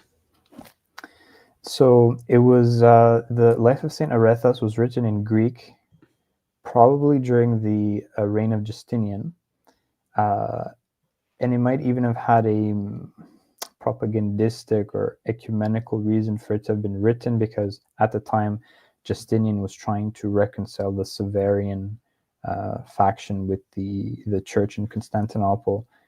So appealing to these common saints, I think, would have been one way that he did that. The Greek text is based on three primary sources. One is a lost source about the campaign, King Caleb's campaign in Arabia, which isn't found anywhere else. So this life, ironically, it's one of our main historical sources for this war as well. And then the two other sources were these Syriac documents that were written by this Syrian bishop who was in the court of one of the Arabian vassal states in Mesopotamia when Dunuas, who was the Jewish Arabian king, had just started persecuting the Christians, and he sent letters to the court of this other Arabian king, encouraging him to do the same and sort of boasting of what he had done. And then, given that this Syriac bishop was present, he heard news of this, and then he got later more information from eyewitnesses, and he collected these in some documents. One is called the Book of the Himyarites, and another was a letter that he wrote to another bishop from the region. And then these were then used as sources or translated for the Greek life. So if the martyrdom happened in 523, the Greek life was written at the latest in 560, 570. So it's within 50 years of the event. What I find interesting, at least according to W.H.M. Friend, is that southern Egypt, Sudan, and I can't remember what the book says about Ethiopia specifically, but that these areas of Africa had quite a lot of interchange with Constantinople proper, and were actually in communion with Constantinople far longer into the 7th century, 8th century even. And so this may imply, like you're saying, the reason behind writing such a work roughly contemporary, because this was part of a purposeful diplomatic program to perhaps maintain trading ties and political ties with Ethiopia and those parts of Africa. Now, I want to ask you, Deacon Enoch, how did the Byzantine Empire and King Caleb put an end to this Jewish persecution and invasion? And in your view, do you feel that the role of the Byzantine Empire is exaggerated? Well, exaggerated, I don't know. It depends exactly what you're saying happened. And Justinian is such an interesting figure. I have kind of more mixed feelings and emotions about him. A lot of my Miaphysite brethren online have a lot of vitriol about him because he's seen as the one who used the Eastern Roman imperial power to kind of persecute and drive away the Miaphysites, treating them like the Arians. And obviously, we don't view ourselves like the Arians. But it's complicated because of what you're saying regarding seeking a ecumenism and seeking a unity. And the greatest complexity is that his wife Theodora is very remembered very fondly by the Miaphysites because she was a great lover of the Miaphysites. And figures like Jacob Bar Adai and Pope Theodosius I, the last universally recognized by non-Chalcedonian and Chalcedonian people, the Patriarch of Alexandria, or Pope, as it's called, the Pope of Alexandria. We always mention 50 years or several decades before the Pope of Rome, or the Bishop of Rome was called Pope, the Pope of Alexandria was called Pope. And we still call Pope Theodorus II Pope today. But it's complicated because there were letters exchanged back and forth. There were calls of bringing troops together to kind of unite against them. And then there was a possibility to unite also against the Persians, the Sassanians. But none of those collaborations actually took place. Whether they were ignored, whether they were lost in transit, it's very hard to determine. So I don't know how involved people say they are to say that it's exaggerated, but I would say it's minimal, but they were certainly communicating with one another. There just wasn't a lot of like cooperation in troop movement. This is a very horrible analogy, but going back to the World War II analysis, the way in which the Allied powers were collaborating is not the way in which the Axis powers were collaborating. If you see the way the Germans, Italians, and Japanese were kind of collaborating in World War II, they didn't really work together. They just kind of had an in-name alliance, and then everybody was kind of doing their own thing. And so I think Italy invaded Greece. What? I think the Byzantine and then the Germans had to come and mop up. I think the Byzantines and the Aksamites of this early period were kind of friendly to each other and were interested in reunion and debating and stuff, but they didn't really cooperate in like a strategic military battle. Saint Caleb pretty much did it all on his own. But it would have been nice. It's even like the purview of the ecumenical councils. The Persian Empire, which Evangelos mentioned earlier, contained a lot of people which today are the Assyrian Church of the East.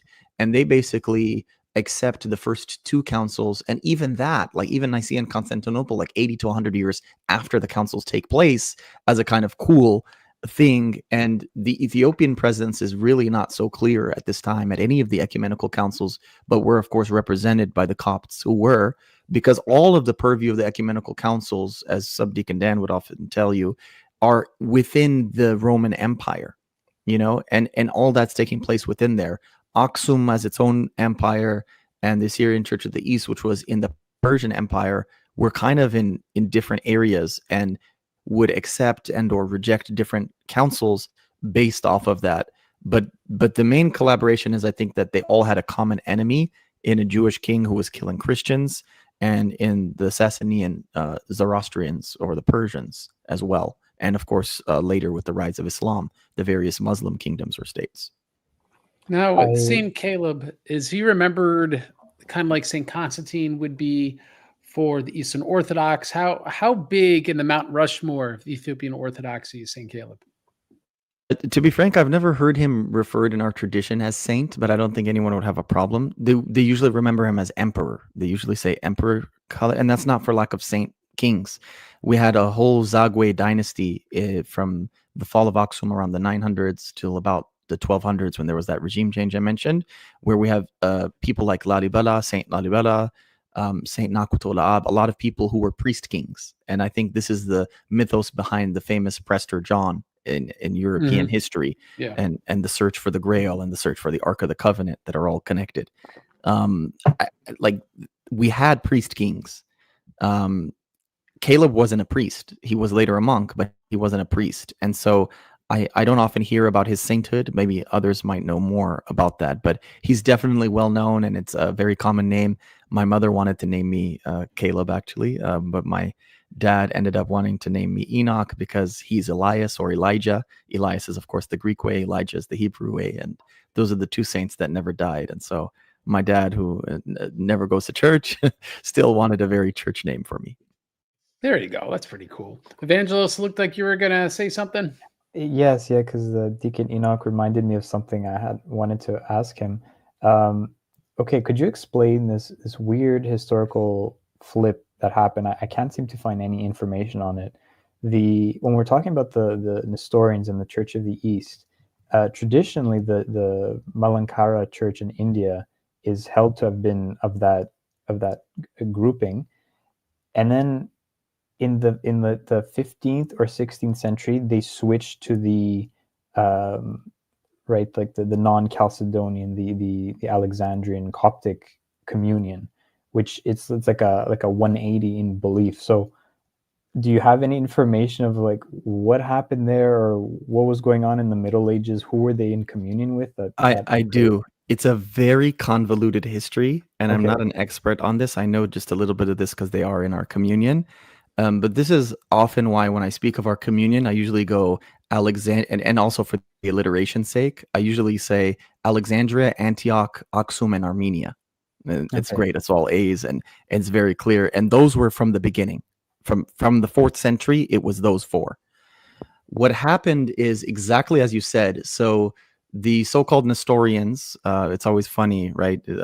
They say Nestorius himself wasn't Nestorian sometimes, but they do use the title Mar Nestorius to this day. And of course, Mar is like we say Mar Isaac. It means Lord in the Syriac. So Lord Nestorius is a crazy thing to say.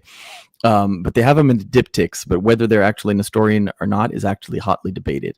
But the Assyrian Church of the East, which is their endonym, themselves, they have a little bit of a split with that famous guy in Australia, Marmari Emmanuel, who was stabbed in the eye by a militant Islamist and survived, if you remember. And he's very popular online. So they have slight schisms within themselves as well. But to speak of the Assyrian Church of the East, basically everything east of the Roman Empire was evangelized. First, of course, by the Apostle Thomas, but later by the Assyrian Church of the East. And that's the liturgical rite, which is another way of saying that when I refer to each communion from west to east by their liturgical language, I call Protestants Germanics because all of Protestantism happens in Germanic languages. I call the Roman Catholic Church Latins. I call you all Greeks, even though you have Slavs, because Greek is the main rite. Us Afro-Asiatics, because it begins in Alexandria and Antioch, initially with some Greek, but eventually Coptic and Syriac, and later Ge'ez. And Armenian, even though it's Indo-European, Armenia is in West Asia, and so it's still Afro-Asiatic. Then the East Syriac. So we have the West Syriac, and they have the East Syriac. And so the East Syriac evangelized all the way to China and Mongolia. So even the court of Kublai Khan, right, one of his wives or concubines, whatever we're calling them, was a woman of the Church of the East. And so there was a presence there that the Mongols and the Chinese destroyed over time. It was hard for Christianity to have that foothold in China and the rest of Asia as an exclusive religion. As a syncretized religion, they're like, no problem. Exclusive religion, it was difficult for them. When it comes to India, of course, had many different kingdoms within it. It was Assyrian Church of the East till the 1600s. What happened in the 1600s is the age of exploration, is that the Europeans came, and particularly like the Portuguese on the west side, establishing Goa and other places, colonized the Indians for like 50 to 60 years or more. And so they imposed Catholicism on these people who were Assyrian Church of the East or East Syriac liturgically. In that chaos, a lot of things happened. And to this day, you'll see this even right now as they're choosing a new pope, Bishop of Rome. you see in the conclave, the many people there, people are thinking, like, they get confused when people are chanting Christos Anesti. Those aren't Orthodox. Those are the Melkite Catholics. And then you see the Syro-Malabar Indians, right? Who some people confused also for Eastern Orthodox, but they're Catholics within that. So because of the Portuguese and because of the age of exploration, because of European colonialism in India, there was an initial break where a group of these Christians became Catholic.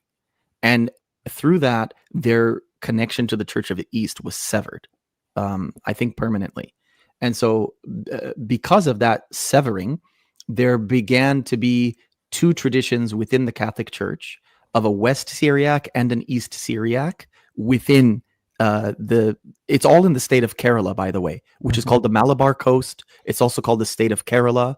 Malankara is their endonym for their ethnic group. So it has these three names: the Malabar Coast, the state of Kerala, Kerala, and then the Malankara is their ethnic group name. Their language is Malayalam.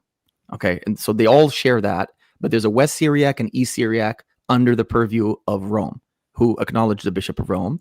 And then they tried to reestablish with us contact in the 1600s. They connected with the West Syriac Antiochians, or the Syriac Orthodox Church, and they began to be under them for about 300 years. And then this is where I don't know the history as well, but in the early 1900s, now you have British colonialism, or initially it was Portuguese, now you have British colonialism, with confusion in that and Anglicanism popping up. And now you get some of them who become Anglican, so it splits them up even further. And these are millions of Christians. Remember how big India is, the biggest country on earth population-wise. But with the confusion brought by the British and the colonialism, a new split happened where now even within our communion, we have the Malankara Orthodox who declared autocephaly without permission after all of this confusion, and then and who say they're in communion with us. And then we have who are called the Jacobites, referring to Jacob from the period we were talking about earlier, Bardai, thank you, or Bardaeus from earlier. And that refers to those Indian Christians who are Oriental Orthodox, but who only have a Catholicos or Metropolitan, the way the Ethiopians and Armenians, much briefer in Armenia, but we used to have. And they acknowledge the patriarch of Antioch, More Ephraim Ignatius, as their patriarch. And so it's very convoluted, but they are now within that one group that was originally East Syriac. There are Anglicans, there are Pentecostals, there are two types of Catholics and two types of Oriental Orthodox. Wow. And now we can see how evil schisms are, because the confusion it creates. How much harder is it going to be to reconcile these disparate bodies, and they're becoming dozens of different bodies. So let me ask this question, because it's kind of on that note and it's mysterious, but I want your react first, Deacon Enoch, and then Evangelist. If you have any opinions, definitely welcome. But why is St. John of Damascus a saint for Ethiopians on December 17th? I forget, there's different days and months by how it looks when you read the Synaxarion. I also saw Peter Damascus, who I'm guessing it's the rough contemporary, because there's another 12th century Peter of Damascus. Luke the Stylite has 2 days in this the Ethiopian Synaxarion. Theodore of Jerusalem, which is a 8th century Iconodule, or the 10th century Syriac Orthodox bishop. Obviously, neither are in the Eastern Orthodox Synaxarion. And Stephen II of Antioch, who's a Chalcedonian martyr. What's the deal with some of these surprising saints, if you have any opinion? I have a little bit about it, and then I'll let Evangelos say more. We also have other people from the Assyrian Church of the East. For example, we have a book called Masafa Manokosat, which is the Book of Monks in Ge'ez and in Amharic, interpreted like the Targum tradition that was in Yemen with Hebrew and Aramaic. And the Book of Monks is actually exclusively Church of the East monks. And in fact, it's very funny. Our monks sometimes will say, and I've had monks say this to me, don't read this book. But also we have this book, and then it makes you want to read this book, right? And in that book, you have Mar Isaac, who's St. Isaac the Syrian. Yep. And then it also has John Saba, the spiritual elder. And then it has someone who's attributed as Philoxenus, but there's a current scholar right now doing scholarship that says it's actually not Philoxenus, who would have been West Syriac and within us, but it's actually another Church of the East person that was used pseudonymously as Philoxenus, who was more West Syriac. And I'd say, I think it's the same reason we have the 81 book canon. I wrote an article about that, by the way. There's a lot of AI slop nowadays saying that there are 88 books. We don't have that many books, right? It's 81, only 81, not 88. Why do you say slop like it's a bad thing? I say slop because I mean in the kindest of ways.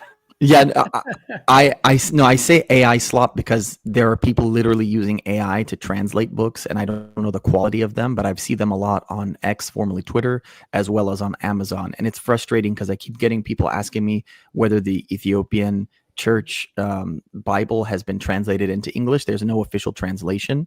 There are a lot of ways you can get around it. If you have an NKJV New Testament, I mean, my preferred is Father Laurent Cleanworks Greek Orthodox Bible. He's in your communion, and I've communicated with him in the past about potentially doing an audio version.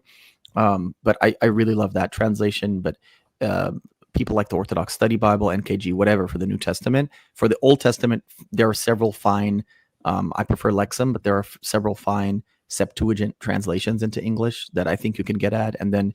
The Lexham one has the Book of Enoch in it. You could find Jubilees elsewhere from G.B. Huntingford, which I believe Evangelist used for the story of the cannibal within this Saints of Ethiopia as well.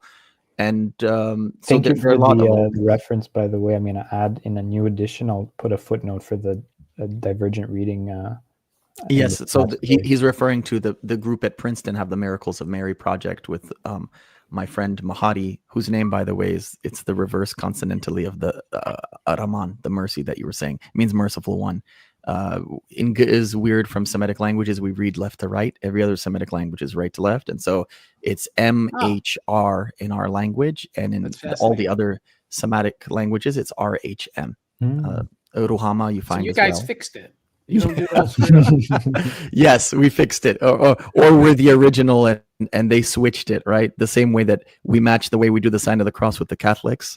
And I think my pet theory about you guys is that we were watching the priest do it, and then you did the reverse of what the priest did when you did the sign of the cross.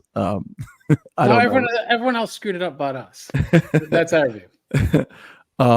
But yeah, sorry, I lost the train of thought, but we were saying about the surprising saints like Luke the Stylite. Yes. So like, right, it's not like by mistake, like, because I think there's some Oriental Orthodox, generally Syriac and Coptic, they said, these are corruptions and whatnot. But like Luke the Stylite gets in twice. There seems to be I don't think it's a corruption. I think the mentality of our fathers was not a rigorous mentality of like, this doesn't fit all the stuff on paper, let's throw it out.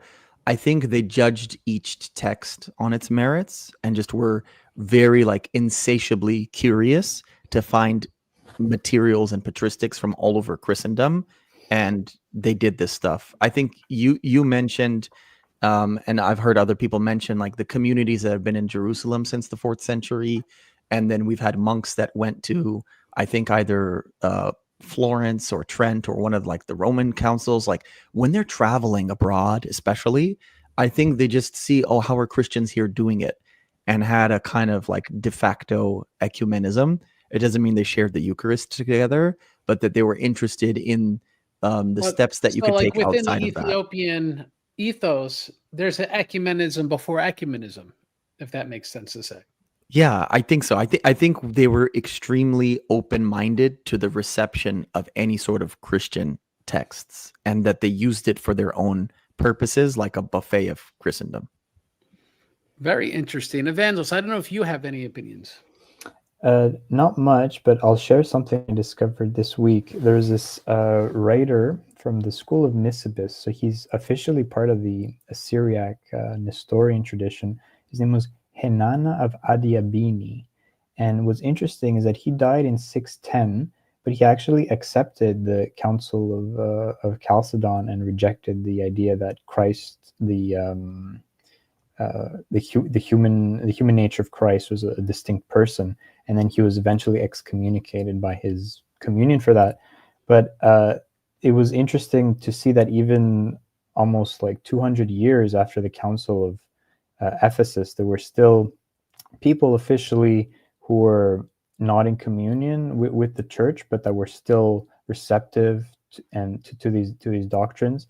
So and then when you take that in together with Emperor Justinian's attempts with the Fifth Ecumenical Council to reconcile everybody, that seems to point to the fact that maybe officially people weren't in communion, but on a ground level they were much more receptive, especially as Deacon Enoch said, in terms of the Western Syriac and Eastern Syriac tradition. There was a shared type of like a liturgy and monastic tradition, which made people interact from these different groups, and then that might explain some of those saints who ended up in the Synaxarion. It's I have the hottest take of the bunch, and my personal view is there's a modern bias to read in present and contemporary day divisions into the past, and it doesn't mean those divisions didn't have any analogous existence in the past, but it then magnifies and exaggerates, and it's hard not to see it because you're reading it in the present. And this is a challenge for historians to try kind of deconstruct those modern biases when reading ancient sources. The second crucial issue is that even ancient sources usually aren't contemporary at the same time and place. They could be a century or two removed or from particular partisans, where then that could create a sort of bias, which then affects where even a honest interpretation of the history of us in the present, reading the sources that we have, could have distortions. I find like the source you mentioned in passing, it was a surprise for you, Evangelos, something that surprised me. I forget which letter of St. Photius, but he speaks matter-of-factly about a union that was recently affected with the Armenians. The Armenians, yeah. Yes, and we have another letter from St. Photius where he's writing the Armenian Patriarch, where that union apparently did not yet occur because he's trying to convince him. Or Catholicos, or however exactly that works. And so we don't really read this a lot about in history. I'm sorry, Evangelos, yes. Yeah, right on that point. Even later on in the 16th century, we have Patriarch Jeremias of Constantinople, who's famous with his for his interaction with the Lutherans in the 1580s. There's correspondence that survives where he's writing to the Armenians again, and this was in the context of the Gregorian reform of the Easter date. And then he's writing letters to the Armenians where he's citing the history of how Christianity spread to Armenia and the First Ecumenical Council and what the canon of Easter is and how it should be kept. So, and then also his contemporary Saint Meletios Pigas, who is the Melkite Patriarch of Alexandria, he also wrote to the Coptics, and there is a reference I found that he also wrote to the Ethiopians, but I haven't confirmed that. And then he was basically, in this period of intense evangelism from the Jesuits in the East, he took an approach where he was reaching out to these other groups and encouraging them to stick to the existing tradition and not change to the Gregorian calendar. And hence, right, this would imply that he saw them as part of his camp, so to say. And Deacon Enoch was speaking about St. Isaac the Syrian. And an interesting thing is St. Isaac the Syrian, for good or bad reasons, could have authentically been within a communion that included Rome, Constantinople, Severians in Alexandria, and presumably Ethiopia, because they would have been getting their metropolitans from those same moderate Severians. And so a lot of people will say, well, here is this saint that is Nestorian, but they look past the fact there was a union that was affected during the reign of Heraclius, and it's unclear where this was synodically rejected. And so this could have really put a lot of those saints authentically within Orthodox communion, Roman communion, Ethiopian communion, and may explain how some of these saints find themselves in each other's communion. So I guess my hot take is this. which is the final division, tragically, between Oriental Orthodox in all counts, right? This would be Ethiopia, India, and all this, Armenia, and let's say Eastern Orthodox, could be much later than people really realize, because of the fact that what happens in India, as Deacon Enoch says, is that when persecuted by the Roman Catholics and by these Western Europeans, these persecutions and institutional reforms are much more deliberate and intricate, kind of forced them into the Western Syriac arms, and they became Jacobites, so to say. In the same way, what happens with Ethiopia, just to, again, all the politics and the Portuguese in Ethiopia, which we didn't touch on, but that was a problem as well, may have, I speculate, because I'm not an expert in this era of history, thrust them more intricately into the arms of the Alexandrians and the Copts. When before then, there could have been a more broad back and forth. So what I'm not saying is they were tried and true Chalcedonians with no reservations, because I don't think that's the case either, but that there could have been these intermittent communion and reconciliation, which may explain how these saints kind of get their way into the Ethiopian Synaxarion. And it should be said, for example, like St. John of Damascus, while some of these saints are just mentioned in passing, St. John of Damascus has a whole reading, and nowhere in the reading is there anything about his Christology, for obvious reasons, because this could be a major point of contention. And so in the hagiographic gloss in the Ethiopian Synaxarion of St. John of Damascus emphasizes particularly his holiness and his defense of icons, which would be meaningful to the Ethiopian hagiographic tradition. So again, just very interesting and really needs serious scholarship to hone in on. I just find a great topic, and it's probably a real grace to all of us that this may be the first time in the English language discourse that a lot of people are going to hear this. So that is something that I'm grateful for, to be part of that. So before we do audience questions, I want to give you guys any last comments you like to say on the book or the topic, and any plugs. So first, Deacon Enoch. Yeah, on this last point, I think this intermittent thing that you're saying it's very interesting and possible. On the point of the Armenians, they always baffle me. The fact that they didn't go with you all and that they stayed with us is really incredible. When I'm actually a geography teacher, when you look at the geography, because they're not contiguous. Like, they're in West Asia, but they're not really contiguous with us. Syria, Egypt, Ethiopia has like no Chalcedonians in between, and so it's more contiguous, and it kind of makes more sense. It was the Syriac that originally evangelized Armenia and gave them autocephaly very early, unlike the autocephaly that we got, which was very late. And then they also evangelized the Georgians. We have to speak of the Caucasus together. And it's very fascinating, because the rest of the Caucasus today are Muslim, and that's that Dagestan, Chechnya part of Russia. But the kind of lower Caucasus beneath or south of Chechnya and Dagestan is Armenia and Georgia. And the Georgians were with us until about, I think, the 7th or 8th century. Don't quote me on that, back that up. And then they made a decision to just switch over and be within the kind of like the great power of Russia, to use a Mearsheimer phrase, right? And they merged with the larger Chalcedonian communion. But the Armenians were stalwarts that didn't do that, it's a very strange when you look at it. And I've never myself gotten an answer to the mystery as to why they didn't just join. They're a stubborn mountain people. They don't want to be subjugated by the Turks or by the Russians. And so it makes sense to attach yourself to the group of people that's not going to dominate you. That makes sense. I think. Yeah. Makes all the sense in the world. That makes a lot of sense. Yeah. And allowed them their autocephaly, like I said, very early on. I think we did all the good plugs. If you remember nothing else, aksum.substack.com and aksum.gumroad with a KS rather than an X. It's spelled both ways, but I like it more KS.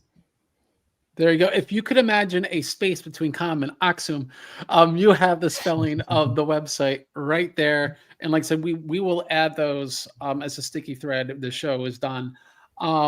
Evangelos, any comments? And again, plugs. Yeah, I would just say I really enjoyed working on this particular book. I learned a lot, and I think you guys have a really beautiful, beautiful tradition and reverence to your saints. So for anyone who wants to get the book, I believe the link will be in the description, and it's you could also visit our website, scriptoriumpress.ca. We have some other offerings and some other things we'll be publishing, God willing, at the end of the summer, early autumn. Oh, if I may, one more thing that Evangelist and I were joking about on X goes to another thing that, Craig, you were mentioning. Someone misattributed this quote of C.S. Lewis to St. Athanasius of Alexandria, whom we've mentioned many times today. Yeah, and I knew it immediately. AI slop. Yeah, but I read it because I know I know how the confusion happened. I immediately understood because there are many translations, like St. Vlad's has their own, but in one of the online translations available for free of On the Incarnation by St. Athanasius, which was originally written in Greek, the introduction is written by C.S. Lewis. And he says exactly what you said. How to get rid of the bias of every age is by reading books from different time periods. And so you should get to know what the zeitgeist or the ghost of your age is and the ghost of each age is, so that you could fight against it and combat it by switching off every book you read from different centuries. See, we like Germany. We used one of their words. My plug again is orthodoxchristiantheology.com/donate to support the missions Cambodia. If this show has blessed you, like, subscribe, share, please pray for all of us here. Your prayers mean really more than anything else. And pray for the mission in Cambodia. If you can materially support it, that'd be very much appreciated. Again, just a $10 donation makes available a saint life in the Khmer language that's never been translated before into the Cambodian tongue. We are also helping repair the it's like the wall that protects the church in Sihanoukville. We need $4,500. So a larger donation, $100 donation might be crazy, and donate a big amount of money. That'd be very much appreciated because it helps preserve the investment that the original founders of the church made. It costs about $250,000. It prevents break-ins. It's very much appreciated. The small support you give for this. And if you can't give any money, that is fine. Your prayers are also very much appreciated. Links to Venmo, PayPal, most importantly, and also Patreon, if you want to be a monthly supporter, are all below. And so your support and your prayers are very much appreciated. And I want to ask everyone listening to this, consider and pray about becoming a missionary. Cambodia especially, that's the mission I support. But anywhere else, help evangelize the Christian faith.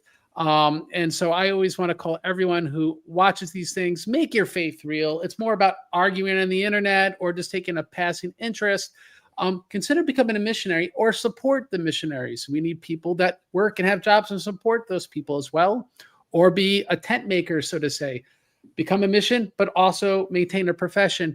Reflect on these things. These are the things of God. You'll save your own soul and the souls of others. My main ministry, orthodoxchristiantheology.com/donate, details therein. So let's do some audience questions. And we have some fun ones here. I'm going to try to be fair to everyone so we get everyone's perspective, but we have a nice crowd today. Nothing polemical all that much. So we have this kind of stab against the evangelicals. Galatians 6:8 has suddenly recently become my go-to passage against evangelicals. And if I were a better Christian, I'd have it memorized. But it's whoever sows to please their flesh, from the flesh will reap destruction. Whoever sows to please the Spirit, from the Spirit will reap eternal life. And I'm guessing that's an emphasis on the asceticism we read in the lives of the saints. I don't know if you guys have any comments. I like it. Good. Yeah, like it. We have approval. Galatians is my favorite book, and to continue our Orthodox ecumenism, I was mainly taught that by the great Father Paul Nadim Tarazi, who's another Palestinian of your tradition, who taught for over 40 years at St. Vladimir's, and before that at Balamand in Lebanon, and I think in Romania as well. There we go. He gets around. Now, this question's for, I'm guessing, Nagash is you, Deacon Enoch, right? Am I forgetting a last name or something? No, I do that to throw my enemies off. Yeah, the legal name is different, but the literary name is H.E. Nagash in the style of C.S. Lewis, J.R. Tolkien, T.S. Eliot, H.L. Mencken, and so on and so forth. You're confusing me, but I'll call you Deacon Enoch. So that being said, Abuna Aragawi and Abuna Gebrem Fes Nefes Kudus are saints, and both of them from Rome and Egypt. Are they known in Eastern Orthodoxy as saints? Yeah, so Abuna Aragawi is one of the nine Greco-Syrians we mentioned earlier, so not Rome proper, but from the Levant or Mesopotamia, or potentially Alexandria, as we were saying. And Abuna Gebrem Fes Kudus is the one that I was saying earlier, who we say is Egyptian. So that's more a question for you two. Have you ever heard of either of these saints? You're our resident Eastern Orthodox expert on saints. No, they're not officially on the books, but I have no objections to adding them on.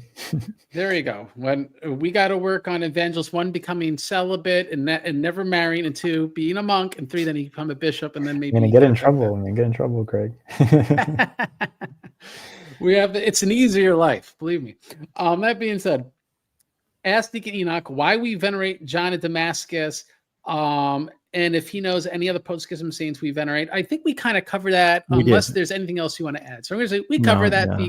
Be kind and rewind. The only thing I'd say is like the 2 saints that the other person mentioned, and Saint John of Damascus, as you mentioned, like none of the Christology is mentioned. It's not really like raised polemically. And reframe that for me. I'm having a senior moment. I'm the wrong side of 40. So you were saying how in our Synaxarium, it doesn't as it obviously doesn't, it doesn't present his views on Christology, which were obviously not amenable to us. Yes. And I would say the same thing about Abuna Aragawi and Abuna Gebrem Fes Kudus, or sometimes affectionately just short as Abbo. These saints don't have like long polemics against the EO, which is why I think evangelists would be very comfortable with them, because they don't like denigrate other groups of Christians regarding Christology. I think what's so important about the hagiographic witness, because here's a disconnect between apologetics and, I'd like to say, a more holistic Orthodox faith. And of course, people on the internet are generally just seeing apologetics and not the holistic faith you'd get from living the life and attending the services. And my point would be this. They'd say, well, you have this saint and he did this and killed people, or he did this odd doctrinal thing, et cetera, et cetera, et cetera. But obviously what we receive from the saint is what the hagiographic witness emphasizes as important. And we see the same thing in ecumenical councils. People will zero in on, well, this letter talks about X or Y within the letter. But really what's important is, well, after they read the letter, what do they talk about as important from the letter? And that's clearly what is approved by the ecumenical council. And so as we see on the side of the Ethiopians, it would be wrong to say as a gotcha, you have St. John of Damascus as a saint, so now accept this Christology, because clearly that's not where they're coming from with it. And so it's now, of course, we'd like you to eventually do that on our side, and then we could be a big, whole, happy family. But that's not the show for this. It's just more, how do we understand the Ethiopian take on it? And I think it's just read their Synaxarium.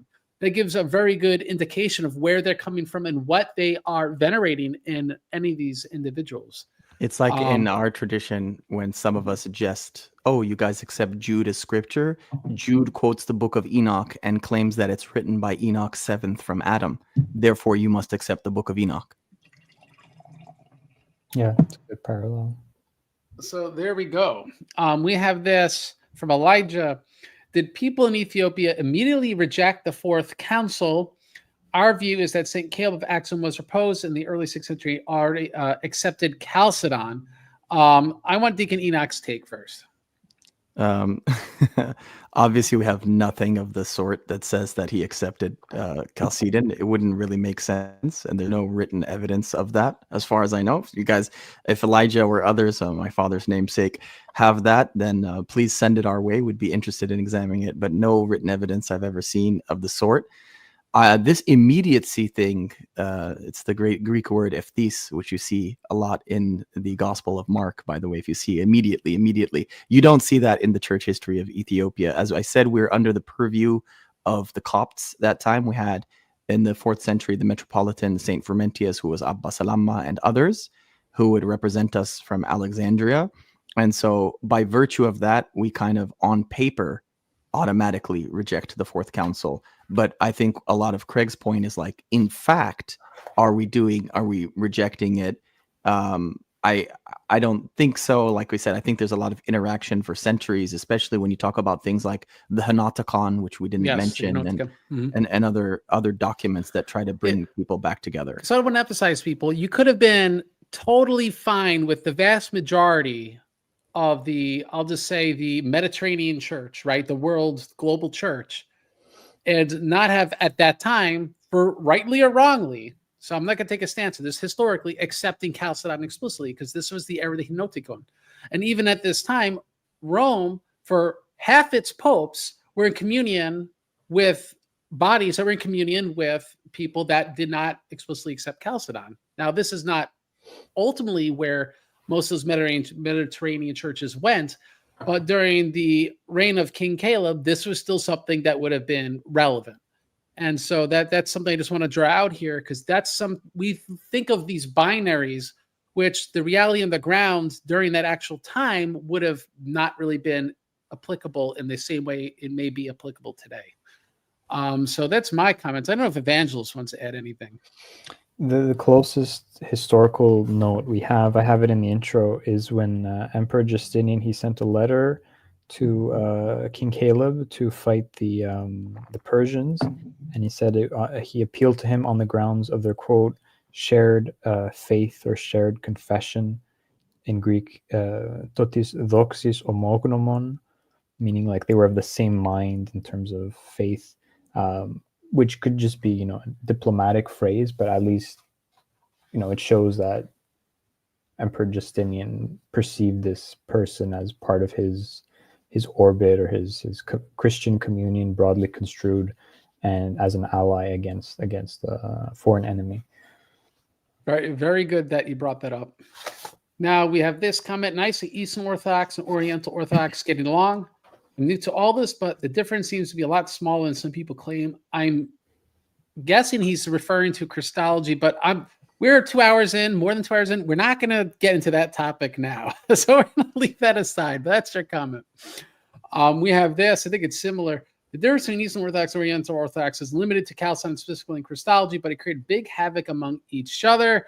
And simply, again, I'm just letting people have relevant comments up. I'm not going to comment on it unless there's a fire in your belly. You guys, I'm willing to leave it aside. Yeah, a brief fire. I don't want to talk about the Christology. All right, brief fire. Deacon, you are a guest by all means. Go right ahead. To your point of St. John Damascus, we never had, especially around the time that you guys had, this group of iconoclasts, and especially no iconoclasts with any real power.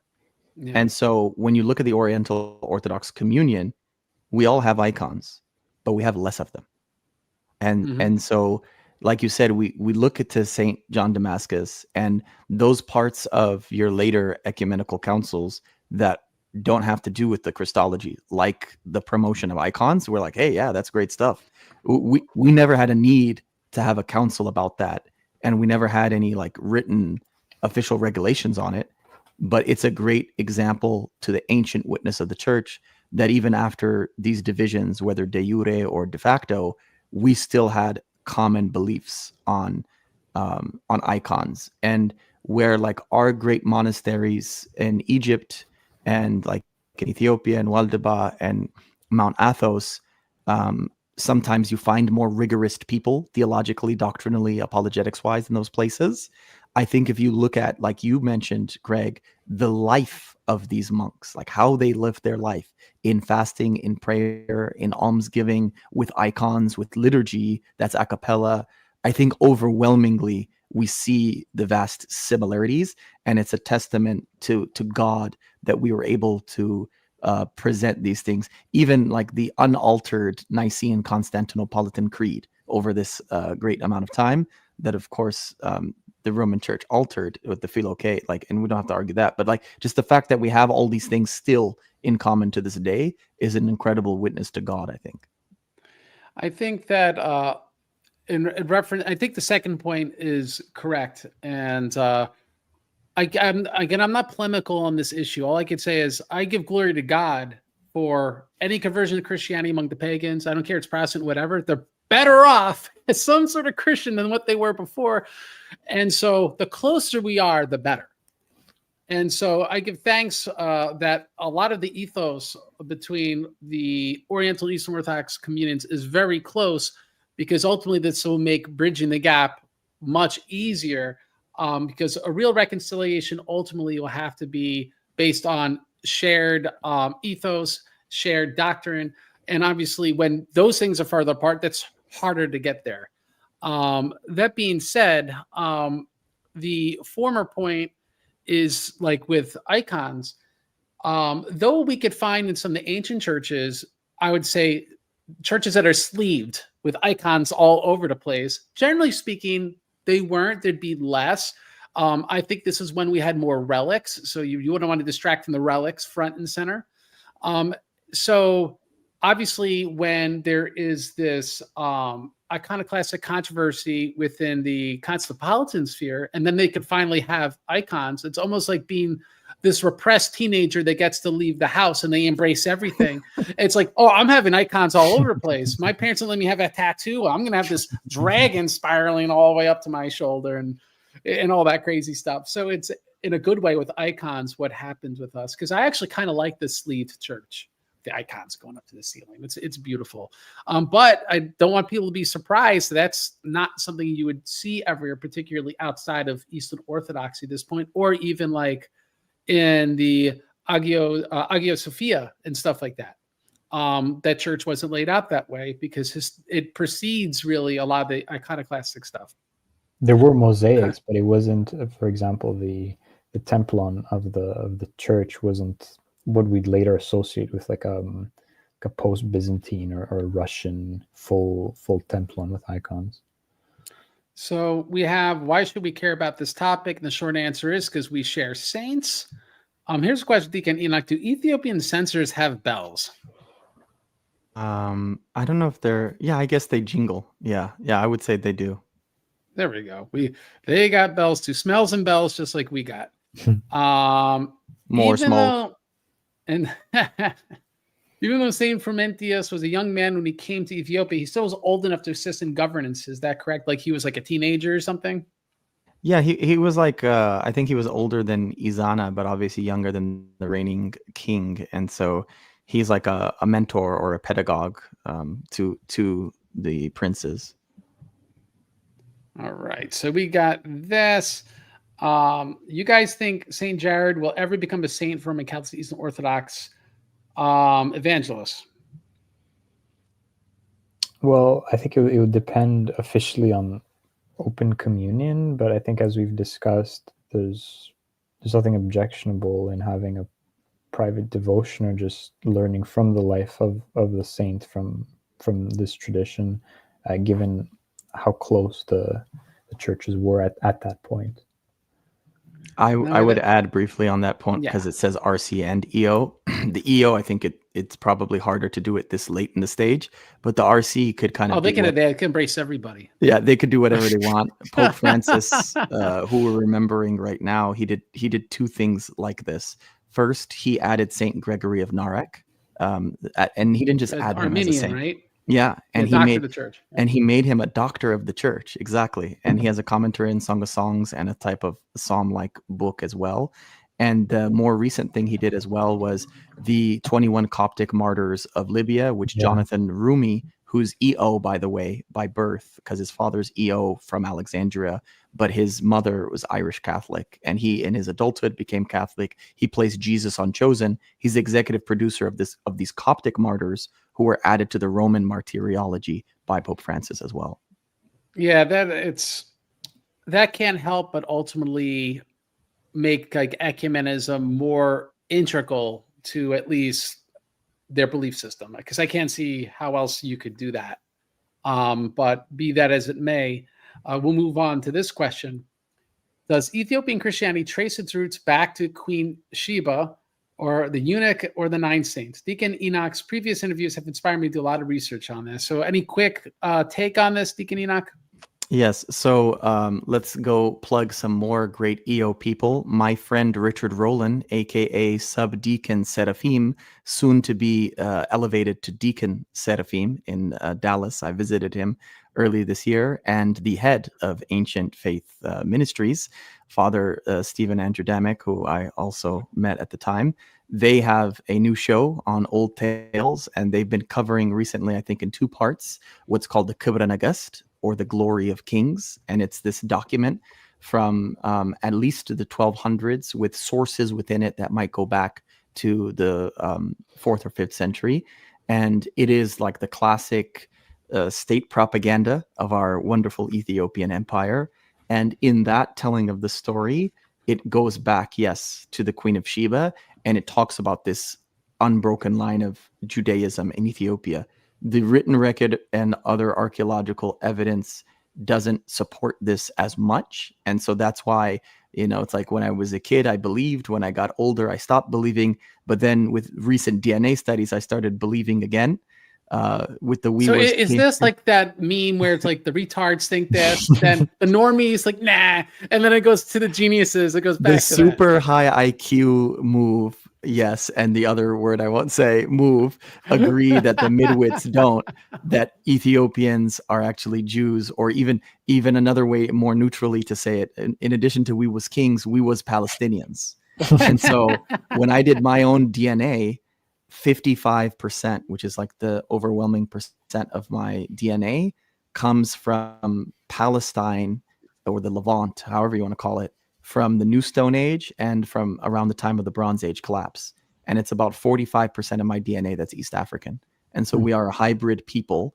I think that's what that legend or story, the main truth from it is that Ethiopians, Aksumites specifically, Habasha, are a hybridized people of Near East and East Africa. Exactly what those things are hard to determine. The DNA tests say they're Natufian-like, which is the New Stone Age, or thousands of years ago Palestinians, not laying any claims to the current conflict, mixed with the Eastern African hunter-gatherers. Like, that's who we are, and that's what that fundamental story of Queen Sheba, which is in scripture and in the Kibra Nagast, mating with, outside of marriage, King Solomon, bringing back So it's almost a myth King that Menelik. speaks to a genetic and historical truth.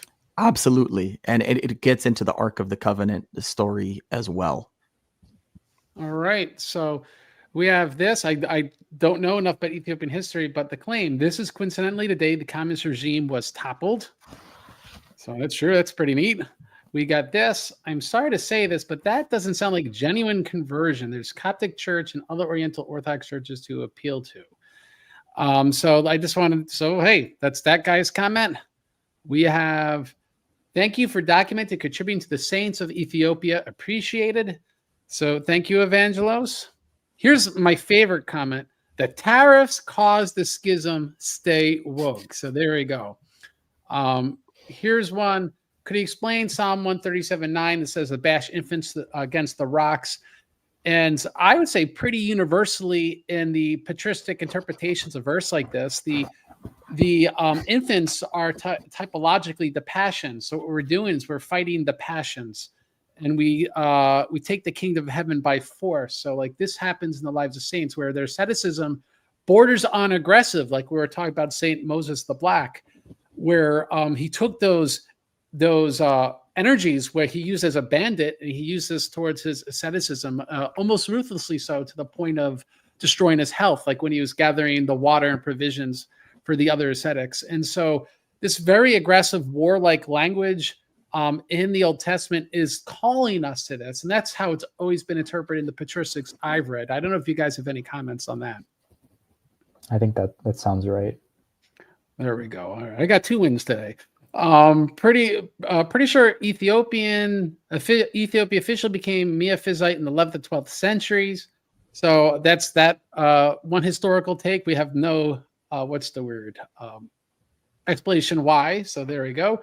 Baldwin IV says, are there connections and theological discussions between the Russian church and the Ethiopian one?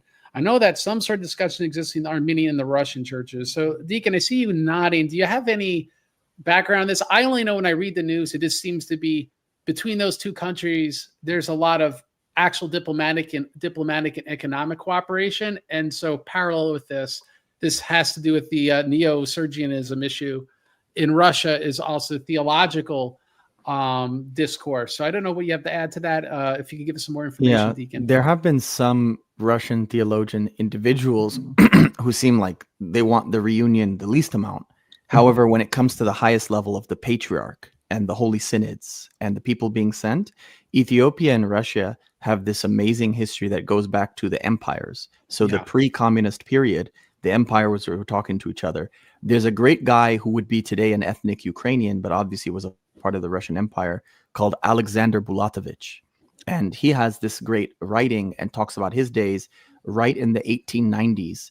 After Ethiopia defeated Italy for the first time in the first invasion, he came to the aid of the Ethiopians, unlike a lot of other European powers, rather than the Italians. And he saw, because of Orthodox Christianity, even though there were obviously divisions over Chalcedon, he saw greater affinity with the Ethiopians than he did with the Italians, who were Catholic. And he came to the aid with the Red Cross of the Ethiopians. And he later, by the way, died in a weird controversy about, I think, the holy name of God and the Our Father, defending the monks of Mount Athos. He had an amazing life, this guy, Bulatovich. But then Russia becomes communist in 1917, right? Ethiopia becomes communist in the 70s. And so during the communist period of Ethiopia in the 70s, you're getting bad stuff 80s, from Russia too. Bad stuff from, both bad and good. There was a connection again. So there was a connection during the empire. Then there was a connection again during the communist period.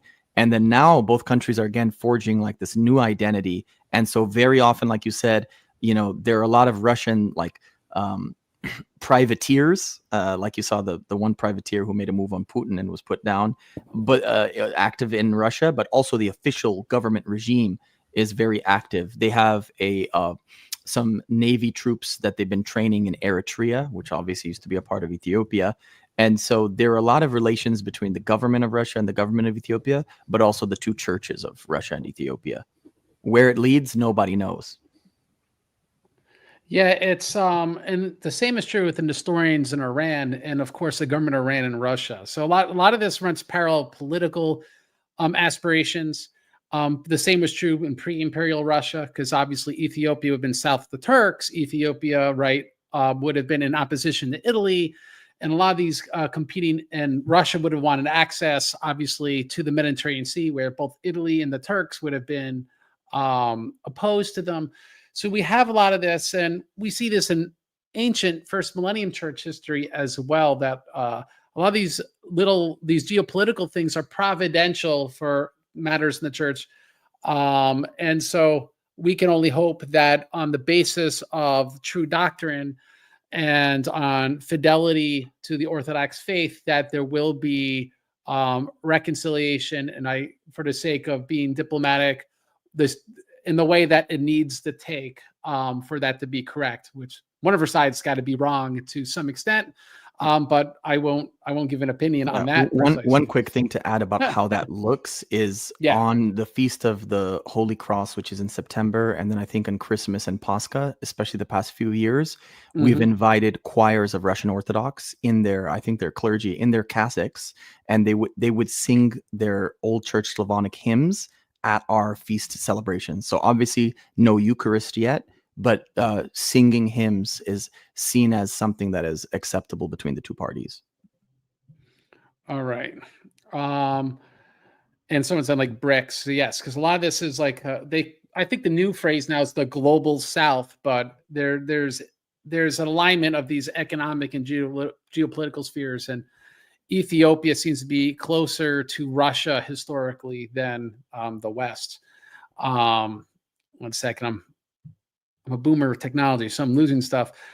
Did you find gentlemen discuss about when the Ethiopian church stops being Eastern Orthodox communion? And no, we kind of lay that aside because it's pretty unclear. But if you rewind We do get into details of the potential for sporadic communion and what that means and what it doesn't mean, perhaps. We have a random dude here. Do all Christians need to reach high levels of historical and theological knowledge and understanding, or do we all have different specializations in the body of Christ? Deacon. I would say the latter. A great conversation to check out regarding that is Redeemed Zoomer and my friend Deacon Meret Malaku, who very famously got on the apologetics world stage by owning Stewart and Cliff at MIT. And he's a Harvard student of neurobiology and a deacon in the Ethiopian Orthodox Church, and grew up at the same parish in Los Angeles that I did.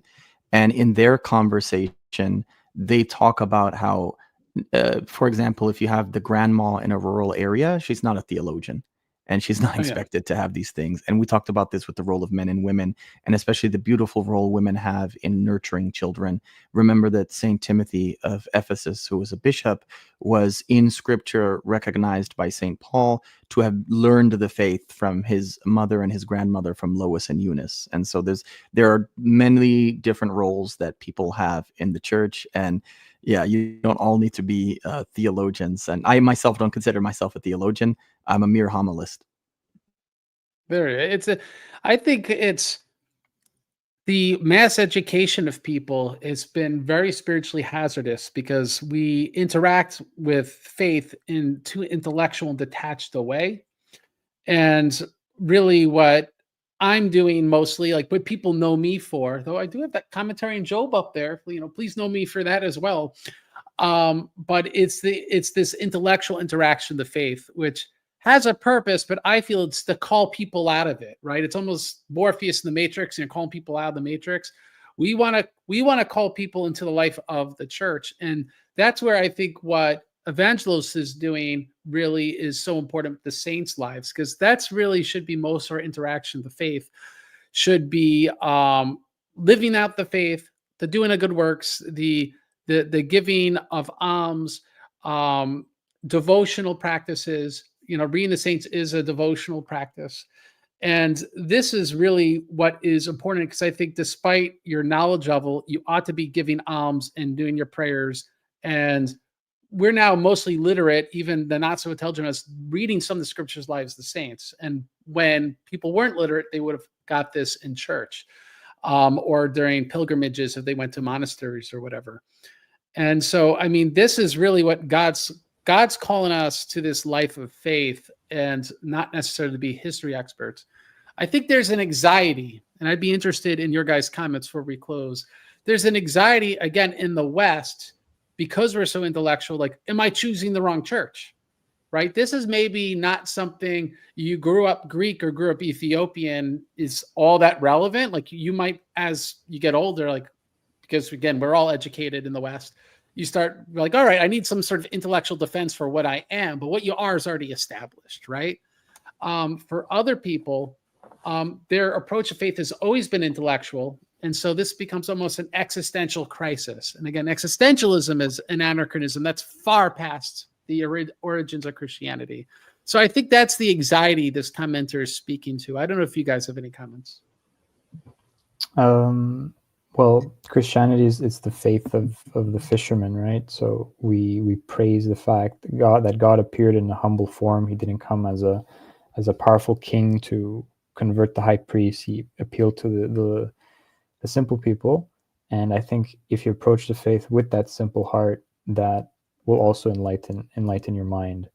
And I think that's why in the history of the church, you see that it's often the monastics who have the greatest Christian ethos and practice, who are the first to come to the aid of the church when there were heresies that spread.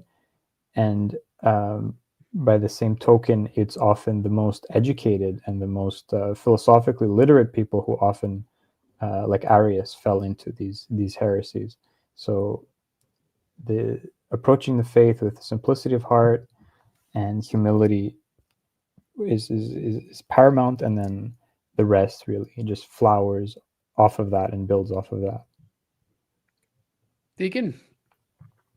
I think that was well said. And there's this we'll beat up on the evangelicals, like evangelical hatred of monks, and even the secular evolutionary biologists are like, oh, you're an evolutionary dead end and all these things. But what they don't understand is when we say memory eternal, it's for reasons like this, because it is the Benedictine monks in the Latin tradition who were heavily influenced by the Near East who revived Europe and the West as you know it. And the same could be said about the Greek monks and the Syriac monks and the Coptic monks and the Ge'ez monks. And it's from this tradition that they get to live forever, not only in heaven with the Lord, but even here on earth, they get to live forever through their writings. And so may their blessings be with us all. Well, we've already been doing this for more than 2 hours and a half. Both your contributions are very much appreciated. I am very grateful for your time today. Evangelos, Deacon Enoch, always a pleasure. So great to be able to collaborate on this issue of the lives of the Ethiopian saints. Thank you so much. Thank you so much. Yeah. So I will end this show as I end all of them by quoting Jesus the Rock, fight to death for the truth. The Lord God will fight for you. God bless you. Have a great day.